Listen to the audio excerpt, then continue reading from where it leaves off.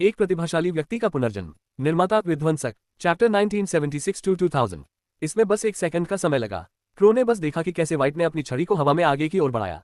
ये बहुत हल्का धक्का था, लेकिन वह इसके अंत में घनी आध्यात्मिक ऊर्जा महसूस कर सकता था। केवल तभी जब वह ये समझ पाता कि यह ऊर्जा क्या करने जा रही है, इससे पहले कि ऐसा हो। कौवा अपनी गति पुनः बढ़ाने की कोशिश कर रहा था और चकमा देना चाहता था। अदृश्य तरंगों में ऊर्जा बाहर निकली। तरंगों का प्रभाव तरंगों की शैली से काफी मिलता जुलता है, लेकिन यह अपने मूल में अलग भी है। कौवे ने ऊर्जा की तरंगों को महसूस किया, जो एक दीर्घवृत्त की तरह महसूस हो रही थी, जो उसके शरीर पर बह रही थी। वह जो ऊर्जा इकट्ठा करने वाला था, वह एक बार फिर बिखर गई। कौवे को कोई नुकसान तो नहीं हुआ, लेकिन वह जो कुछ भी करना चाहता था, वह बेकार हो गया। वह हैरान था, लेकिन इससे वह रुका नहीं। उसने अपने हमले जारी रखे, लेकिन वही बात होती रही। व्हाइट कुछ नहीं कर रहा है, सिवाय एक बार फर्श पर पैर पटकने और फिर हवा में एक धक्का देकर उसकी गति को बाधित करने के। इससे क्रो आगे बढ़ने से रुक रहा है और उसका हमला मूल रूप से बेकार है। 4-5 बार यही बात दोहराने के बाद कौवा रुक गया। वह पागल नहीं है। जब ये स्पष्ट रूप से काम नहीं करता है तो एक ही बात को दोहराने का कोई मतलब नहीं है। उसने एक कदम पीछे हटकर गहरी सांस ली। उसने देखा कि व्हाइट के हमले बहुत कारगर हैं। उन्होंने उसकी ज्यादा ऊर्जा नहीं ली। दूसरी ओर उसने अपने हमलों में जो भी ऊर्जा लगाई, वह बेकार चली गई। उसके पास जो ऊर्जा लाभ है, उसके बावजूद भी यह खतरनाक है। क्रो ने हर एक चर का सावधानीपूर्वक विश्लेषण किया जो भूमिका निभा सकता था, और 2 मिनट तक उसने कुछ भी नहीं किया। व्हाइट वहीं सीधी पीठ के साथ खड़ा था और अपनी छड़ी को शालीनता से पकड़े हुए था। आप अच्छे हैं। आपको कम आंकने के लिए मुझे खेद है। कोई बुरा नहीं माना। यह आम जनता के बीच एक आम गलत धारणा है। मैं आपकी राय अलग होने की उम्मीद नहीं कर सकता जब सभी कारक स्पष्ट रूप से बताते हैं कि मैं कमजोर हूँ। तुम्हें पता है कि तुम कितनी लंबी लंबी बातें बोलते हो। तुम्हारे बोलने का तरीका बहुत परेशान करने वाला है। माफी चाहता हूँ मिस्टर क्रो, लेकिन मैं इसी तरह बोलता हूँ और मेरे लिए बोलने के नए तरीके को अपनाना मुश्किल होगा। मुझे उम्मीद है कि आप इसे समझ पाएंगे। कौवा ने आह भरकर कहा। बेशक, मैं समझता हूँ। बदले में मुझे आशा है कि आप भी कुछ समझ गए होंगे। वह क्या हो सकता है? चूंकि मैंने आपको कम आंकने की अपनी गलती स्वीकार कर ली है, इसलिए स्वाभाविक रूप से यह निहित है कि मैं अब और पीछे नहीं हटूंगा। अगले ही क्षण सबकी चौकस निगाहों के सामने, किसी को पता भी न चले, क्रो गायब हो गया और व्हाइट के पीछे पुनः प्रकट हो गया। यहाँ तक कि व्हाइट भी आश्चर्यचकित था। कौवा प्रतिद्वंद्वी की प्रतिक्रिया के आधार पर आश्चर्य को भांप सकता था। खंजर ने व्हाइट की पीठ पर वार किया, लेकिन आखिरी क्षण में की गई प्रतिक्रिया के कारण वह मुश्किल से हमले से बच पाया, लेकिन कोट अभी भी खुला हुआ था। हालांकि सफेद कोट ऐसा लग रहा था कि यह उच्च गुणवत्ता वाले चमड़े से बना था, लेकिन यह एक बहुत ही उच्च स्तर का कवच है। लेकिन वह भी एक पल में काट दिया गया। व्हाइट सतर्क हो गया। वह शुरू में बहुत सतर्क था, लेकिन इस हमले के बाद उसके व्यक्तित्व में बदलाव आया है। अब वह शांत नहीं रहा। वह एक शिकारी की तरह दिख रहा था। क्रो ने इसकी परवाह नहीं की। उसकी गति और बढ़ गई। 1 सेकंड के अंश के भीतर वह पहले से ही उस स्थान पर पहुंच गया जहां व्हाइट लड़खड़ा गया था और एक खंजर किरण पहले से ही उसकी पीठ पर वार कर रही थी। व्हाइट का कोट फिर से खरोंच गया, क्योंकि वह बाल बच गया था। अगले कुछ चालों में व्हाइट ही बैकफुट पर था। वह अपने ऊपर आने वाले हमलों को ठीक से रोक नहीं पाया और उसे हमलों को रोकने के लिए अपने हाथ में बेत का इस्तेमाल भी करना पड़ा। फिर भी बल उसके लिए बहुत ज्यादा था, क्योंकि उसे प्रभाव को थोड़ा कम करने के लिए वार की दिशा में आगे बढ़ना पड़ा। वह इस लड़ाई की दिशा को लेकर अच्छा महसूस नहीं कर रहे हैं, लेकिन दर्शकों ने कुछ और ही सोचा। उनकी नजर में व्हाइट बिल्कुल बढ़िया कर रहा है। खास तौर पर गैम्बलर की अकादमी के छात्रों ने। क्रो स्कूल के बाहर मशहूर नहीं है, इसलिए बाहर के लोगों को उससे औसत दर्जे की उम्मीद है, लेकिन दूसरी तरफ छात्रों को पता है कि वह वास्तव में क्या करने में सक्षम है। हालांकि वे अब भी यही सोचते हैं कि क्रो व्हाइट के प्रति नर्म रुख अपना रहा है, फिर भी उन्होंने उसे समर्थन दिया। जबकि हर किसी के अपने विचार थे, क्रो के अपने विचार भी कम नहीं थे। वह अपने विरोधियों की शारीरिक भाषा और उनकी मानसिक स्थिति को समझने में माहिर है। जब उसने अपनी गति बढ़ाई तो उसने व्हाइट के आश्चर्य और सावधानी को नोटिस किया, लेकिन जैसे जैसे और चालें बदली, उसने पाया कि सफेद स्थिर हो रहा है, और यह बहुत तेजी से हो रहा है। वह व्हाइट के कोट पर यहाँ वहाँ कुछ निशान छोड़ने में कामयाब रहा, लेकिन बस इतना ही। कोई खास नुकसान नहीं हुआ। जब वह इस बात पर विचार कर रहा था तो उसने देखा कि व्हाइट का व्यवहार पूरी तरह बदल गया है।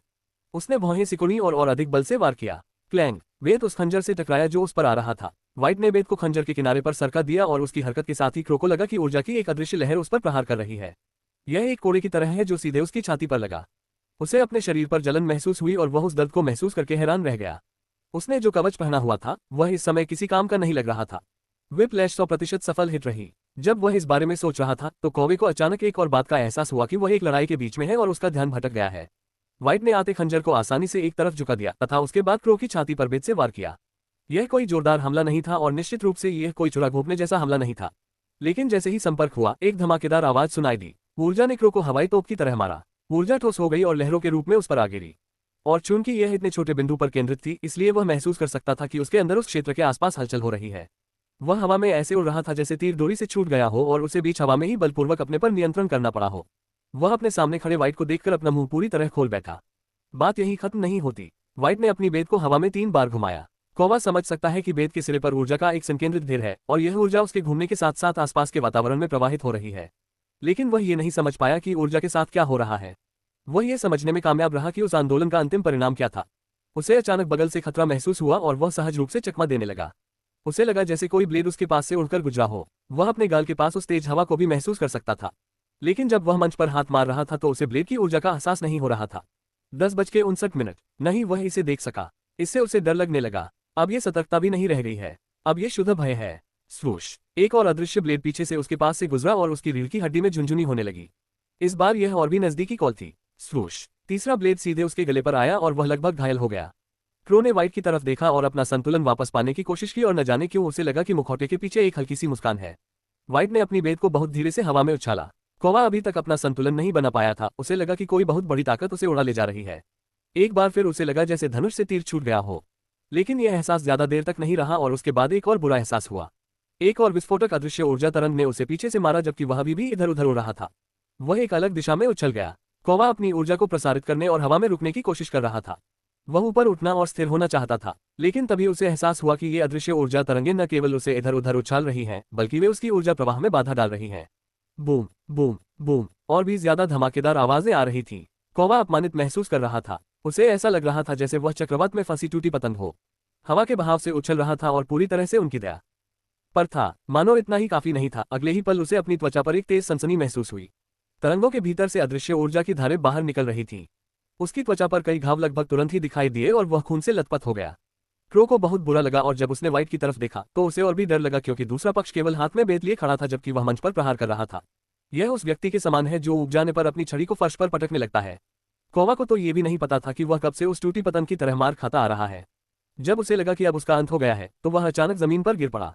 15 मिनट हो चुके हैं। चुनौती का समय खत्म हो गया है। व्हाइट ने अपनी बेत को थपथपाना बंद कर दिया और अपनी हथकड़ी को थोड़ा ठीक किया। फिर उसे लगा कि उसका कोट कई जगहों से कटा हुआ है और उसने अपना सिर हिला दिया।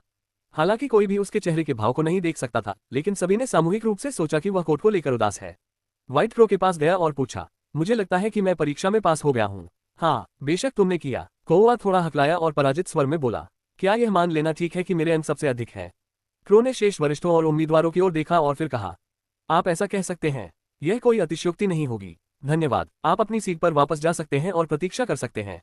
सभी परीक्षण समाप्त होने के बाद एक समारोह होगा जो एक तरह से पूर्व प्रवेश जैसा होगा। यदि आप चाहें तो आज रात छात्रावास में भी जा सकते हैं।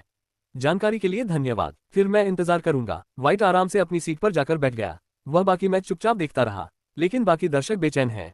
हर कोई व्हाइट के बारे में बात कर रहा है, खास तौर पर दूसरी अकादमियों के शिकारियों के बारे में। पल जो एक बार फिर से लगभग ऊब चुकी थी फिर से उत्साहित हो गई।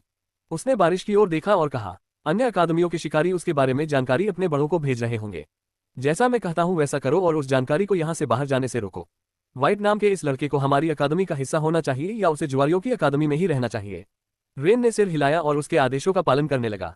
पल को जब वह आई थी तब उसे शिकार में बहुत ज्यादा दिलचस्पी नहीं थी, लेकिन वह जो कुछ भी कर रही है उसमें हारना उसे बिल्कुल पसंद नहीं है। इसलिए उसने इस शिकार के खेल में जीतने के लिए पहले से ही एक फुल प्रूफ योजना बना रखी थी। अब जब उसने एक बढ़िया पौधा देखा है तो वह खुश है कि उसने योजना बनाई थी। सफेद एक काला घोड़ा है और अभी वह उसकी क्षमताओं की सीमा नहीं जानती। वास्तव में वह इन क्षमताओं को बिल्कुल भी नहीं समझती। एक बात जो उसे समझ में आई वह ये है कि व्हाइट ने अपनी आधी ताकत भी नहीं दिखाई। वह पूरे समय काफी शांत रहता है। समय बीतता गया और अपनी योजना के अनुसार पल ने शिकारियों और उनकी अकादमियों के बीच संचार बंद कर दिया। अब वह स्थिति पर पूरी तरह से नियंत्रण में है। जुआरी की अकादमी कुछ कुछ पूर्व प्रेरण जैसा देती है। वे लोगों को यहाँ रहने के लिए मजबूर नहीं करते। अगर चुने गए उम्मीदवार को प्री इंडक्शन के बाद अकादमी पसंद आती है तो वे रह सकते हैं या वे जा सकते हैं। इसलिए शिकारी तब तक यही रहेंगे जब तक कि प्री इंडक्शन खत्म नहीं हो जाता और फिर वे अपना कदम आगे बढ़ाएंगे। चूंकि वे अपनी अकादमियों से संवाद नहीं कर रहे हैं, इसलिए ये शिकारी कोई बड़ा वादा नहीं कर सकते। दूसरी ओर मोती कर सकते हैं। जैसा कि वह सोच रही थी, परीक्षाएं समाप्त हो गईं और अब प्री इंडक्शन का समय आ गया। यह अकादमी और इसकी गतिविधियों का एक बहुत ही संक्षिप्त परिचय है। प्रारंभिक घोषणाओं के बाद छात्र कुछ घंटों के लिए अकादमी का स्वतंत्र रूप से पता लगा सकते हैं, वापस जाकर इस पर विचार कर सकते हैं। प्री इंडक्शन समाप्त होने के बाद क्रो व्हाइट के पास गया और पूछा, मुझे आशा है कि आप जुआरी की अकादमी में ही रहना पसंद करेंगे। व्हाइट ने कुछ नहीं कहा और चुप रहा। क्रो ने आगे कहा, गैम्बलर्स अकादमी की कम प्रतिष्ठा का कारण यह है कि हम बच्चों को अर्थहीन प्रतियोगिताओं में भाग लेने के लिए मजबूर नहीं करते हैं। ऐसे कई प्रतिभाशाली लोग हैं जिन्होंने स्नातक होने से पहले कभी भी प्रतिद्वंद्वी अकादमी के साथ द्वंद्व युद्ध में भाग लेने की जहमत नहीं उठाई। और मैं ईमानदारी से कह रहा हूं कि अभी ये स्नातक उस अवस्था में है जहां अन्य अकादमियों के सभी प्रतिष्ठित छात्र पहुंच भी नहीं सकते। अधिकांश समय इसे अनदेखा किया गया और यह अकादमिक गौरव के शोर में डूब गया। आप एक अनोखे इंसान हैं। मुझे उम्मीद है कि आप इस अकादमी में शामिल हो सकते हैं। यह आपके लिए वास्तव में आगे बढ़ने के लिए सबसे अच्छी जगह होगी। मुझे आशा है कि आप इस पर विचार करेंगे। मैंने इस पर विचार किया है। इसीलिए मैंने ये परीक्षा दी। क्रो इस जवाब पर मुस्कुराया। वह वास्तव में खुश है कि व्हाइट जैसा अनोखा व्यक्ति अकादमी में शामिल हो रहा है। यह ऐसी बात है जिसका हमें बेसब्री से इंतजार है। वह और अधिक बात करना चाहता था, लेकिन इस समय उसने अकादमी के प्रवेश द्वार पर कुछ हंगामा होते देखा। उसने चेहरे पर शिकन लिए देखा, फिर भौहें आश्चर्य और उत्साह में बदल गईं। प्रवेश द्वार पर एक जानी पहचानी शख्सियत खड़ी थी। यह कोई और नहीं बल्कि सैम है। वह अपनी खास काली पोशाक में था और उसके चेहरे पर एक मुस्कुराहट थी। वह धीरे धीरे अकादमी में प्रवेश के प्रभारी वरिष्ठ अधिकारी के पास गया, जिन्होंने अभी अभी पूर्व प्रवेश प्रक्रिया पूरी की थी। विशेष प्रवेश सैम। हर कोई हैरान था। सैम पिछले कुछ दिनों में मशहूर हो गया था, खास तौर पर जब उसने दूसरी अकादमियों की हर एक परीक्षा को ध्वस्त कर दिया। वह हर प्रवेश परीक्षा में शीर्ष पर रहने में कामयाब रहा, लेकिन उनमें से किसी भी अकादमी में शामिल नहीं होना चाहता था। सभी को लगा कि वह गैम्बलर की अकादमी में भी आएगा। आम भीड़ का आधा हिस्सा इसी कारण से इकट्ठा हुआ था, लेकिन उन्हें आश्चर्य हुआ कि सैम नहीं आया। वे थोड़े निराश थे, लेकिन फिर भी व्हाइट के आने से उनकी उत्सुक उम्मीदें पूरी हो गईं। अब जब उन्होंने सैम को यहाँ देखा तो उन्हें किसी तरह के शो की उम्मीद थी, और सैम ने जो कहा उससे वे और भी ज्यादा भड़क गए। क्या ये किसी तरह का मजाक है? आपने नियमों के साथ खेलकर पहले ही अन्य अकादमियों का मजाक उड़ाया है। हो सकता है कि उन्होंने आपको लुभाने की उम्मीद में इसे अनदेखा कर दिया हो, लेकिन हमसे भी ऐसी ही उम्मीद न करें। जुआरी की अकादमी को सिर्फ कुछ प्रतिभाओं को भर्ती करने के लिए कम कीमत पर जाने की जरूरत नहीं है।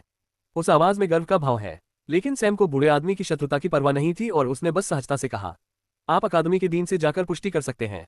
साथ ही यहाँ खून की शीशी भी है। यदि आप उसे ये दे देंगे तो वह आपको सभी आवश्यक जानकारी दे देगा। सैम ने अपने खून की एक शीशी पेश की। अकादमी में प्रवेश की पुष्टि के लिए यही जरूरी है। बुजुर्ग सैम पर गुस्सा हो सकता है, लेकिन वह बेवकूफ या घमंडी मूर्ख नहीं है। उसने शीशी ली और एक प्रशिक्षक को डीन से मिलने के लिए भेजा। 10 मिनट बीत गए और हर कोई धैर्यपूर्वक इंतजार कर रहा था। शिकारी और पल विशेष रूप से परिणाम की प्रतीक्षा कर रहे हैं। वे सभी इस समय अपने दांत पीस रहे हैं। आखिरकार अगर सैम वास्तव में एक विशेष प्रवेश से संबंधित है तो आप जुआरी की नवीनतम परियोजना होनी चाहिए।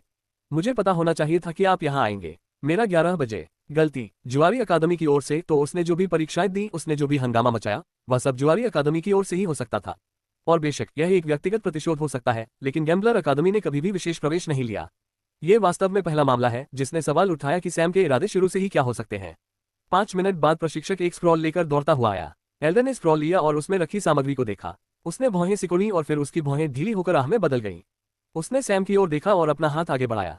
गैम्बलर की अकादमी में आपका स्वागत है। विशेष अनुशंसा पर अब आप गैम्बलर की अकादमी के छात्र हैं।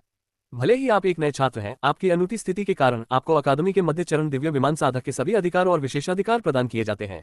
आप संसाधनों, प्रशिक्षण क्षेत्रों, व्याख्यानों और विशेष सुविधाओं सहित सभी लाभों का आनंद ले सकते हैं, जिनमें मिशनों के लिए पात्रता भी शामिल है। सैम ने हाथ हिलाकर सिर हिलाया। इस घोषणा को सुनने वाला हर व्यक्ति अचंभित रह गया। जुआरी की अकादमी, जो अपनी निष्पक्षता के लिए जानी जाती थी, वास्तव में एक लड़के को इतने सारे विशेषाधिकार दे रही है। पल का चेहरा गुस्से से तमतमा उठा। सैम ने उसे देखा और उसकी मुस्कुराहट और भी तीखी हो गई। वह हमेशा शांत रहती थी। वह बहुत ही गणनाशील थी और हमेशा दूसरों को चकमा देना चाहती थी, लेकिन अब उसे लग रहा था कि वह मूर्ख है। लेकिन कुछ ही सेकंड के बाद उसकी नाराजगी दूर हो गई और वह शांत हो गई। सैम को आश्चर्य हुआ, लेकिन उसे ज्यादा परवाह नहीं थी। वह सिर्फ मनोरंजन के लिए है। जुआरी की अकादमी के सभी वरिष्ठ भी उलझन में थे। इस समय क्रो के पास खड़ा व्हाइट शांति से सैम के पास चला गया। उसने कुछ नहीं कहा और सिर्फ सैम को परखता रहा। सैम ने भी वही किया। तुम्हारे रूप रंग को देखकर मुझे ऐसा लग रहा है कि हम दोनों एक ही जगह से हैं, व्हाइट ने शांत स्वर में कहा। सैम ने टोपी, मुखौटा और बेद को देखा। उसके मन में भी यही विचार आया, लेकिन उन्होंने न तो इस बात पर सहमति जताई और न ही इनकार किया। तो तुम गैम्बलर की नवीनतम परियोजना हो। मुझे पता होना चाहिए था कि तुम यहाँ आओगे। मेरी गलती थी, व्हाइट ने ऊंची आवाज में कहा। हर कोई सुन सकता था। कोई गुस्सा या कोई और भावना नहीं है। यह अभी भी शांत है, लेकिन ये सिर्फ जोर से है। व्हाइट ने पलटकर क्रो की ओर देखा। आपको निराश करने के लिए मुझे खेद है, मैं इस व्यक्ति के साथ एक ही स्थान पर नहीं रह सकता। वह भीड़ की ओर मुड़ा और शिकारियों को देखने लगा। मैं किसी अन्य अकादमी में प्रवेश लेना चाहता हूँ। मैं बस इतना चाहता हूँ कि आपके नियमित नियमों से थोड़ी सी आज़ादी मिले। आपको जितनी ज्यादा आज़ादी मिलेगी, उतनी ही ज्यादा संभावना है कि मैं आपकी अकादमी को दूसरों के मुकाबले तरजीह दूंगा। ठीक इसी तरह कौवा सहित सीनियर्स, जो बहुत उत्साहित थे, एक बार फिर चौंक गए। सैम का आना एक बात है, लेकिन सैम के बारे में सुनते ही व्हाइट के जाने की घोषणा ने सभी को उत्सुक कर दिया, विशेषकर वरिष्ठ नागरिक। सैम इस अज्ञात व्यक्ति के अचानक निर्णय से नाराज हो गया। रुको, क्या तुम मुझे जानते हो? हाँ बिल्कुल, अभी तुम्हारे पास जो कुछ भी है, तुम्हें जो कुछ भी मिला है, वह सब तुम्हारा साथ देने वाले ने दिया है। तुम मेरी चुराई हुई शान में जी रहे हो और मैं उसे वापस लेने के लिए यहाँ आया हूँ। सैम ने ये शब्द सुनकर भौहें सिकोड़ ली। उसका आभामंडल बदल गया और ऐसा लग रहा था जैसे वह हत्या करने के लिए तैयार है। पल ने ये सब देखा और उसकी आंखें अविश्वास से चौड़ी हो गईं। सामान्य मामले में वह व्हाइट की बातों को चुटकी भर नमक के साथ लेती। आखिरकार वह इतनी मूर्ख नहीं है कि किसी की बातों पर विश्वास कर ले। लेकिन सैम की प्रतिक्रिया उसे संदेहास्पद बना रही है। सैम ने दांत पीसते हुए कहा, तुमने अभी क्या कहा? व्हाइट ने पलटकर सैम की ओर देखा और फिर कहा, तुम चुराई गई महिमा का उपयोग कर रहे हो जो मेरी होनी चाहिए थी। मैं इसे वापस पाने के लिए इस क्षेत्र में आया हूँ। तुम और तुम्हारे समर्थक, तुम जानते हो कि किसने इसे मुझसे चुराया और ये तुम्हें दिया गया। तुम्हारी सारी उपलब्धियां, धन, ताकत और कपड़ों से लेकर तुम्हारी आंतरिक ऊर्जा तक जो कुछ भी तुम्हारे पास है, सब कुछ मेरा है और केवल मेरा है, और मैं इसे वापस लेने जा रहा हूँ। सैम का आभामंडल भड़क गया और वह हमला करने के लिए तैयार हो गया। पल ने ये सब देखा और तुरंत प्रतिक्रिया व्यक्त की। वह अपने साथियों के साथ आगे आए और सैम और व्हाइट के बीच खड़ी हो गई। उसकी पीठ सैम की ओर थी और वह व्हाइट की ओर देख रही थी। मैं ज़ीउस अकादमी का प्रतिनिधि हूँ, मैं तुम्हें पूरी आज़ादी दूंगा। स्नातक स्तर की पढ़ाई के लिए शैक्षणिक क्रेडिट की आवश्यकता को पूरा करने और विशेष मिशनों तक पहुंचने के अलावा तुम्हें पूरी आज़ादी मिलेगी। जब तक तुम साधना की आवश्यकता को पूरा करते हो, तब तक तुम सभी प्रशिक्षण स्थानों और व्याख्यानों तक पहुंच सकते हो। सभी खेती के संसाधन, हथियार, औषधीय संसाधन, अन्वेषण अधिकार, मिशन प्राथमिकताएं, आपकी वृद्धि के लिए जो कुछ भी आपको चाहिए वह सब ज़ीउस अकादमी द्वारा प्रदान किया जाएगा। यदि आप एक परीक्षा पास करते हैं तो आप डीन के व्यक्तिगत संरक्षण में भी रह सकते हैं। मैं आपको आश्वासन देता हूं कि आपको किसी अन्य अकादमी से ऐसा प्रस्ताव नहीं मिलेगा। मुझे आशा है कि आप ज़ीउस अकादमी में शामिल हो सकेंगे। सैम की त्योरियां चढ़ गईं और उसका शत्रुतापूर्ण आभामंडल अभी भी कम नहीं हुआ था। उसने पल की ओर देखा, जिसने उसे एक आत्मसंतुष्ट नजर से देखा। व्हाइट दोनों के बीच तनाव को महसूस कर सकता था और उसने कुछ कहने से पहले अपनी मुट्ठी भींच ली। मैं सहमत हूँ। रुको व्हाइट, क्या हुआ? मुझे यकीन है कि हम इस आदमी के साथ तुम्हारे जो भी मुद्दे हैं उन्हें सुलझा लेंगे। तुमने कहा था कि तुम यहाँ रहना चाहोगे। तुम किसी दूसरे आदमी की वजह से अपना मन क्यों बदलोगे? तुम्हारी अनोखी लड़ाई शैली सिर्फ यहीं पर निखर कर आ सकती है। कोआ दौड़कर सफेद के पास गया और पूछा। किसी कारणवश वह प्रो को अपने साथ रखने पर अड़ा हुआ है। सैम और भी ज्यादा उदास हो गया। उसे जो हो रहा था वह पसंद नहीं आया। वह यहाँ एक योजना लेकर आया था और हर कोई उसे देख सकता था, और उसके हाव भाव से उन्हें लगा कि वह पहले से ही परेशान है। व्हाइट ने आगे बढ़ना बंद कर दिया और कुछ कहने से पहले एक पल के लिए हिचकिचाया। मुझे खेद है मिस्टर क्रो, लेकिन मैं अपना वादा पूरा नहीं कर पा रहा हूँ। मैं कभी भी उस व्यक्ति के साथ सांस नहीं ले पाऊंगा। वह सबसे नीच वर्ग से है और मुझे वास्तव में खेद है कि वह आपकी अकादमी में शामिल हो गया। यहाँ तक कि उसे जो विशेष अनुशंसा मिली है वह भी मेरी चुराई हुई महिमा का हिस्सा है। मेरे लिए उसका अस्तित्व बर्दाश्त करना असंभव है। जहाँ तक विवरण की बात है, मुझे डर है कि मैं आपको कुछ भी नहीं बता सकता। अभी मैं आपको बस इतना ही बता सकता हूँ, लेकिन एक बात मैं आपको बता सकता हूँ, वह जहाँ भी जाएगा वह एक परजीवी बन जाएगा जो उस पारिस्थितिकी तंत्र को नष्ट कर देगा। मुझे यकीन है कि आपकी अकादमी में शामिल होकर ही उसने आप लोगों के लिए कुछ न कुछ परेशानी खड़ी कर दी होगी। कृपया ध्यान रखें। इसके साथ ही व्हाइट मुड़ा और चल दिया। पल भी उसके साथ चली गई, उसे रुकने का मौका दिए बिना। बाकी शिकारी अचंभित रह गए। वे तुरंत अपने अपने अकादमियों को सूचित करने के लिए दौड़े। इस बीच क्रो और सभी सीनियर सैम की ओर देखने लगे, जो अभी भी मंच पर खड़ा था। सैम ने उनकी आंखों में देखा और उनकी ठंडी निगाहों का जवाब देने से पहले एक गहरी सांस ली। वह खुली दुश्मनी को महसूस कर सकता था। कोआ सैम के पास गया और पूछा, तुम्हारे और उसके बीच क्या रिश्ता है? क्या हुआ? सैम ने उसकी उपेक्षा की और प्रवेश प्रभारी एल्डर की ओर देखा। मैं एक भ्रमण करना चाहूंगा। अधिमानतः किसी ऐसे व्यक्ति से जो अपनी योग्यता के अनुरूप हो, किसी ऐसे हारे हुए व्यक्ति से नहीं जिसे प्रवेश परीक्षा में किसी नए छात्र ने हरा दिया हो। जैसे ही ये शब्द उसके मुंह से निकले, कई लोगों की निगाहें उस पर टिक गईं। तुमने अभी क्या कहा? हारने वाले वरिष्ठों में से एक ने अभी अभी बात की। सैम ने उसकी ओर देखा और कहा, अगर तुम्हें कोई समस्या है तो आओ और एक चाल चलो। बस एक बार करो और देखो क्या होता है। कमबख्त शौकिया, अपने प्रतिद्वंद्वी को नॉकआउट न कर पाना एक बात है, उनके हाथों हारना। मैं तो शामिल भी नहीं हुआ और मैं पहले ही तुम लोगों से तंग आ चुका हूँ। मुझे परेशान मत करो। सैम के शब्द बहुत आक्रामक हैं। एल्डर ने जब ये देखा तो उसने ताली बजाई और मंच पर एक अलग थलग समूह दिखाई दिया। जैसे कि संकेत पर कुछ प्रशिक्षकों ने दर्शकों की भीड़ को समाप्त करने की स्वतंत्रता ले ली। सभी दर्शकों को बाहर ले जाया जा रहा था। कौवे की भौहें गहरी हो गईं और उसने पूछा, जैसा कि उन्होंने कहा, आप मुसीबत के वाहक बन रहे हैं। आपने हर दूसरी अकादमी के साथ दुश्मनी कर ली है और यह हमारी अकादमी को निशाना बनाएगा। वे सभी सोचेंगे कि यह सब अकादमी के उच्च अधिकारियों द्वारा योजनाबद्ध था, इसलिए सभी छात्रों को आपके कार्यों का दंड भुगतना पड़ेगा। सैम ने उसकी ओर घृणा भरी आंखों से देखा। यह तथ्य कि गैम्बलर ने इस अकादमी को ओलंपियन क्षेत्र के बीच में रखा है, एक उकसावे की बात है। वह अकादमी के हर छात्र को निशाना बनाना चाहता है, लेकिन तुम लोग इतने कमजोर हो कि कुछ भी करने के लिए तैयार नहीं हो। और अब आप कह रहे हैं कि मैं मुसीबत ला रहा हूं। अगर मैं इसे ला भी रहा हूं तो क्या हुआ? तुम लोगों में से कौन इसके बारे में कुछ कर सकता है? सैम ने पलटकर एक बार फिर एल्डर की ओर आश्चर्य से देखा। एल्डर ने आह भरी और असंतुष्ट छात्रों में से एक को आदेश दिया कि वह सैम को छात्रावास में ले जाए। जब एक सीनियर गुस्से में सैम को रोकने वाला था तो क्रो ने उसे रोक दिया। भाई, हम उसे ऐसे नहीं जाने दे सकते। उसका रवैया तो देखो। क्या वह सचमुच सोचता है कि वह इतना कुछ इसलिए कर सकता है क्योंकि वह अपने साथियों में सबसे अच्छा है? हमने अब तक कितने प्रतिभाशाली लोग देखे हैं। उससे ज्यादा प्रतिभाशाली लोग उससे ज्यादा शिष्टाचार रखते हैं। हमें उसे सबक सिखाना होगा। मैं इससे इनकार नहीं करूंगा, लेकिन नियम तोड़कर अपने हाथ गंदे करने की कोई जरूरत नहीं है ना? आपका क्या मतलब है? प्रत्येक योद्धा और योद्धा जादूगर के लिए शामिल होने के बाद पहला सत्र। क्या आप भूल गए कि यह क्या है? जैसे ही कौवे ने यह बात कही, सभी को एहसास हो गया कि अब उनका क्या होने वाला है। उनके चेहरे पर मुस्कान आ गई। शेष दिन जुआरी की अकादमी में कुछ भी घटित हुए बिना ही बीत गया। लेकिन ज़ीउस अकादमी इसके विपरीत है। शाम को डीन अपने कार्यालय में पल और व्हाइट से मिलेंगे। आपने मुझसे सलाह लिए बिना ही उसे सभी लाभ देने का वादा किया था। वे सहमत सीमा से कहीं आगे निकल गए। मुझे पता है कि मैंने आपको बताया था कि आपके पास कुछ लचीलापन है, लेकिन यह पागलपन है।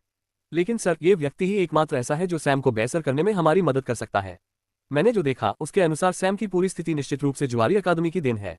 डीन ने यह सुनकर गहरी सांस ली। वह जानता था कि यह वास्तव में जुआरी की अकादमी से संबंधित है, लेकिन वह जानता था कि यह वैसा नहीं है जैसा पल ने सोचा था। यह मुख्य रूप से सैम का निजी प्रतिशोध है, लेकिन वह एक मुश्किल स्थिति में है जहां वह इस बारे में एक भी बात नहीं बता सकता। उसने आह भरी और चुप रहा। फिर उसने वाइट की तरफ भौहें सिकोड़कर देखा। वह जानता था कि सैम क्या है, लेकिन उसे समझ नहीं आया कि वाइट कौन है और वह ये क्यों दावा कर रहा है कि सैम ने उससे सब कुछ चुरा लिया है। तुम सैम को कैसे जानते हो? मैं उनसे व्यक्तिगत रूप से कभी नहीं मिला, लेकिन सैम और मेरे बीच जो समानता है वह शायद वही है जो आप सैम और उनकी पृष्ठभूमि के बारे में जानते हैं। पल उसकी बातों से थोड़ा उलझन में पड़ गई। वह अपने दादा की ओर मुड़ी और उनकी प्रतिक्रिया जानने की कोशिश की, लेकिन उन्होंने कुछ भी नहीं बताया। कुछ सेकंड की चुप्पी के बाद बूढ़ा आदमी अंततः बोला, ठीक है, चूंकि आप अकादमी में प्रवेश के लिए तैयार हैं, इसलिए मेरे पास आपको रोकने का कोई कारण नहीं है और पल ने पहले ही वादा कर दिया है। उन शब्दों को वापस लेने का कोई मतलब नहीं है। रहने दो, आपको वह सब मिलेगा जो आपसे वादा किया गया था। तुम्हारी कक्षाएं कल से शुरू होंगी। पल और वाइट ने बस उसे धन्यवाद दिया और चले गए। ठीक इसी तरह सैम गैम्बलर अकादमी में बस गया जबकि वाइट ज़ीउस अकादमी में बस गया। लेकिन सैम वहां ज्यादा समय तक नहीं रुक सका। उसे अपने छात्रावास में चेक इन करने के बाद अकादमी छोड़नी पड़ी और वापस उस सराय में जाना पड़ा जहां स्टोन रह रहा था। अंततः उपचार शुरू करने और आत्मा की सर्जरी करने का समय आ गया है। सैम सराय में दाखिल हुआ जहां कमरा पहले से ही तैयार था। उसने स्टोन को एक बड़ी सर्जिकल टेबल पर नंगा किया जो खास तौर पर इसके लिए तैयार की गई थी। सैम ने फिर अपने वैम्पायर वंश को सक्रिय किया। उसके बाल और आंखें खून से लाल हो गईं और उसके नुकीले दांत बाहर निकल आए। उसने अपनी उंगली काट ली और स्टोन के शरीर पर खून से कुछ शिलालेख बनाने लगा। कई नेक्रोमेंसी तकनीकों का अध्ययन करने के बाद उन्होंने इसे ठीक से करने के लिए उनमें से कुछ को मर्ज करने का फैसला किया। ये शिलालेख वास्तव में एक आत्मा बंधन तकनीक का हिस्सा है। ये सुनिश्चित करेगा कि आत्मा शरीर तक ही सीमित रहे। इसका इस्तेमाल आमतौर पर किसी की आत्मा को किसी निर्जीव वस्तु से बांधने और उसे कोमाटोज अवस्था में ले जाने के लिए किया जाता है। सैम ने इसे संशोधित किया और अब यह आत्मा और शरीर के बीच के बंधन को अस्थायी रूप से मजबूत करने की एक तकनीक बन गई है। शिलालेख बन जाने के बाद स्टोन ने अपनी आंखें बंद कर ली और मेज पर लेट गए। सैम ने अपने हाथ माथे पर रखे और उसके शरीर में मृत्यु ऊर्जा उमड़ पड़ी। उसका पूरा शरीर ऊर्जा से भरा हुआ है और फ्यूजन सक्रिय होने के साथ वह मृत्यु का अवतार बन गया है। एक सेकंड में सैम की आत्मा से 3 दर्जन से अधिक भूत उड़ गए। सैम ने धीरे धीरे इन भूतों को स्टोन के शरीर की ओर निर्देशित किया। आदेश बहुत सरल थे, आत्मा के साथ विलीन हो जाओ। ये वही है जो अस्तित्व में मौजूद हर भूत चाहता है। इसलिए वे तुरंत स्टोन पर हमला करने लगे। अब सैम का पहला काम ये सुनिश्चित करना है कि ये भूत एक दूसरे को काटना शुरू न करें। चूंकि ये भूत मूलतः आत्माएं हैं, इसलिए उनके लिए एक दूसरे को नरभक्षण करना असामान्य नहीं है। लेकिन चूंकि सैम अभी भी उनसे जुड़ा हुआ है, इसलिए उन्हें नियंत्रित करना काफी आसान काम है। सभी भूत धीरे धीरे स्टोन की आत्मा से जुड़ने लगे। अब सैम को उन पर लगाम कसनी थी, क्योंकि अगर वे आत्मा को खाने लगे तो ये पूरी सर्जरी बेकार हो जाएगी। स्टोन बस मर जाएगा। सैम की पकड़ मजबूत हो गई और उसने भूतों को जकड़ लिया। उस पकड़ को पकड़ने के अलावा उसने उन पर हमला भी करना शुरू कर दिया। उन्हें नष्ट करने के लिए पर्याप्त आक्रामक नहीं, लेकिन उन्हें उकसाने के लिए पर्याप्त शक्तिशाली। भूतों को ऐसा महसूस हुआ कि जैसे उनका अस्तित्व खतरे में है और उन्होंने अपना अस्तित्व सुनिश्चित करने के लिए सैम की आत्मा पर हमला करने पर ध्यान केंद्रित किया। सैम की आत्मा स्थिर है। इन भूतों से लड़ते हुए और उन्हें अपने कब्जे में रखते हुए सैम अपनी आत्मा को भी विभाजित कर रहा है। इन भूतों से जुड़ा हुआ टुकड़ा धीरे धीरे उसकी पूरी आत्मा से अलग होता जा रहा है। यह एक दुखदायी प्रक्रिया है, लेकिन ये कुछ ऐसा नहीं था जिसे सैम सहन न कर सका। उसने एक भी कराह नहीं निकाली। वह धीरे धीरे अपनी आत्मा को चीरता जा रहा था। स्टोन, जो सैम की आत्मा और भूतों दोनों से जुड़ा हुआ है, वह महसूस कर सकता था कि उथल पुथल हो रही है। उसकी घबराहट आसमान छू रही थी। सैम ने उसकी आत्मा को निकाल दिया और उसका पूरा शरीर अपनी सामान्य अवस्था में वापस आ गया। उसने आत्मा और भूतों को छोड़ दिया और फिर बैठकर ध्यान करने लगा। भूत अभी भी सैम की आत्मा के टुकड़े से लड़ रहे थे और इससे उन्हें स्टोन की आत्मा पर भी ध्यान केंद्रित करने का मौका मिला। स्टोन और भी घबरा गया। उसे पसीना आने लगा और उसके हाथ कांपने लगे। सैम की आत्मा के टुकड़े में उसकी कोई यादें नहीं हैं, सिर्फ कुछ यादें हैं। उनमें से एक ये है कि आत्मा को सभी भूतों से लड़ना है और उन्हें अपने अंदर समाहित करना है, और दूसरा स्टोन की आत्मा के साथ मिलकर आत्मसमर्पण करना है। तो उस टुकड़े ने उस पर काम किया। ये और अधिक आक्रामक हो गया और लड़ाई शुरू हो गई। इस लड़ाई का युद्धक्षेत्र स्टोन की चेतना का सागर है। स्टोन अपनी आत्मा से देख सकता था। अपनी चेतना के विशाल शून्य में उसने सैम की आत्मा और 3 दर्जन से अधिक विकृत आकृतियां देखी। सैम और स्पेक्टर्स। सैम की आत्मा का टुकड़ा स्टोन की आत्मा और भूतों की तुलना में बहुत छोटा है, लेकिन फिर भी इसकी उपस्थिति सबसे ज्यादा प्रभावशाली है। इस वजह से सभी भूत पीछे हट जाते हैं। लेकिन सैम के टुकड़े ने इंतजार नहीं किया। वह एक फ्लैश में बदल गया और निकटतम भूत की ओर बढ़ गया। वह बस भूत से टकराया और सारी आत्मा शक्ति उसमें फैला दी। वह बलपूर्वक स्वयं को उसमें विलीन करने का प्रयास कर रहा है। ये देखकर कुछ अन्य भूत भी लड़ाई में शामिल हो गए और सैम के टुकड़े को निगलना चाहते थे, लेकिन उन्हें निराशा तब हुई जब जैसे ही उन्होंने सैम को छुआ, वह उन्हें तुरंत निगल गया। कुछ ही सेकंड में सैम ने एक भूत को अपने अंदर समाहित कर लिया और बाकी 2 तुरंत भाग निकले। उनकी आधी शक्ति समाप्त हो गई थी। जब दूसरे भूत इन आधे नष्ट हो चुके भूतों के सामने आए तो उन्हें भूख लगी और इस बार सैम उनसे खुद को रोकने के लिए जुड़ा नहीं था।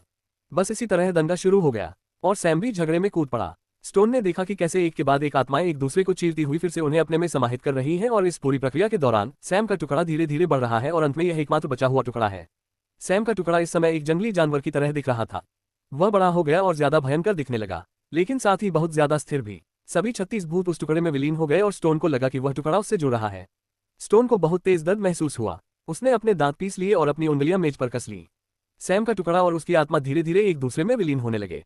इस प्रक्रिया में स्टोन ने आत्मा के स्तर पर भी अपनी चेतना खो दी। उसकी आत्मा अस्थायी रूप से निष्क्रिय हो गई, लेकिन चूंकि सैम का टुकड़ा अभी भी सक्रिय है, इसलिए उसने आत्मा को भस्म नहीं होने दिया।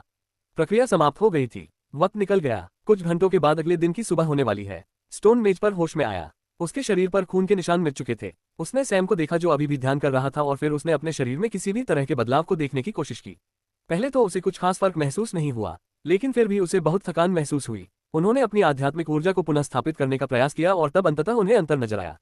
उसने आसपास की चीजों में मौजूद ऊर्जा की मात्रा पर अविश्वास से अपनी आंखें चौड़ी कर ली। ये बहुत ज्यादा और बहुत ज्यादा है। उसने अपने जीवन में पहले कभी इतनी ऊर्जा महसूस नहीं की थी। वह उत्साहित था और उसे अवशोषित करना चाहता था, लेकिन उसे निराशा हुई। हालांकि वह अपनी नई प्राप्त की हुई ऊर्जा के साथ उस ऊर्जा को अपनी ओर खींच सकता था, लेकिन वह उसे अवशोषित करने में सक्षम नहीं था। उसका शरीर इसे अवशोषित नहीं कर रहा है। वह एक बार फिर उदास हो गया। पहला कदम सफलतापूर्वक पूरा हो गया है। अगले कदम बहुत दर्दनाक होंगे और यह अतिरिक्त आत्मिक शक्ति इसे सहन करने में बहुत उपयोगी होगी।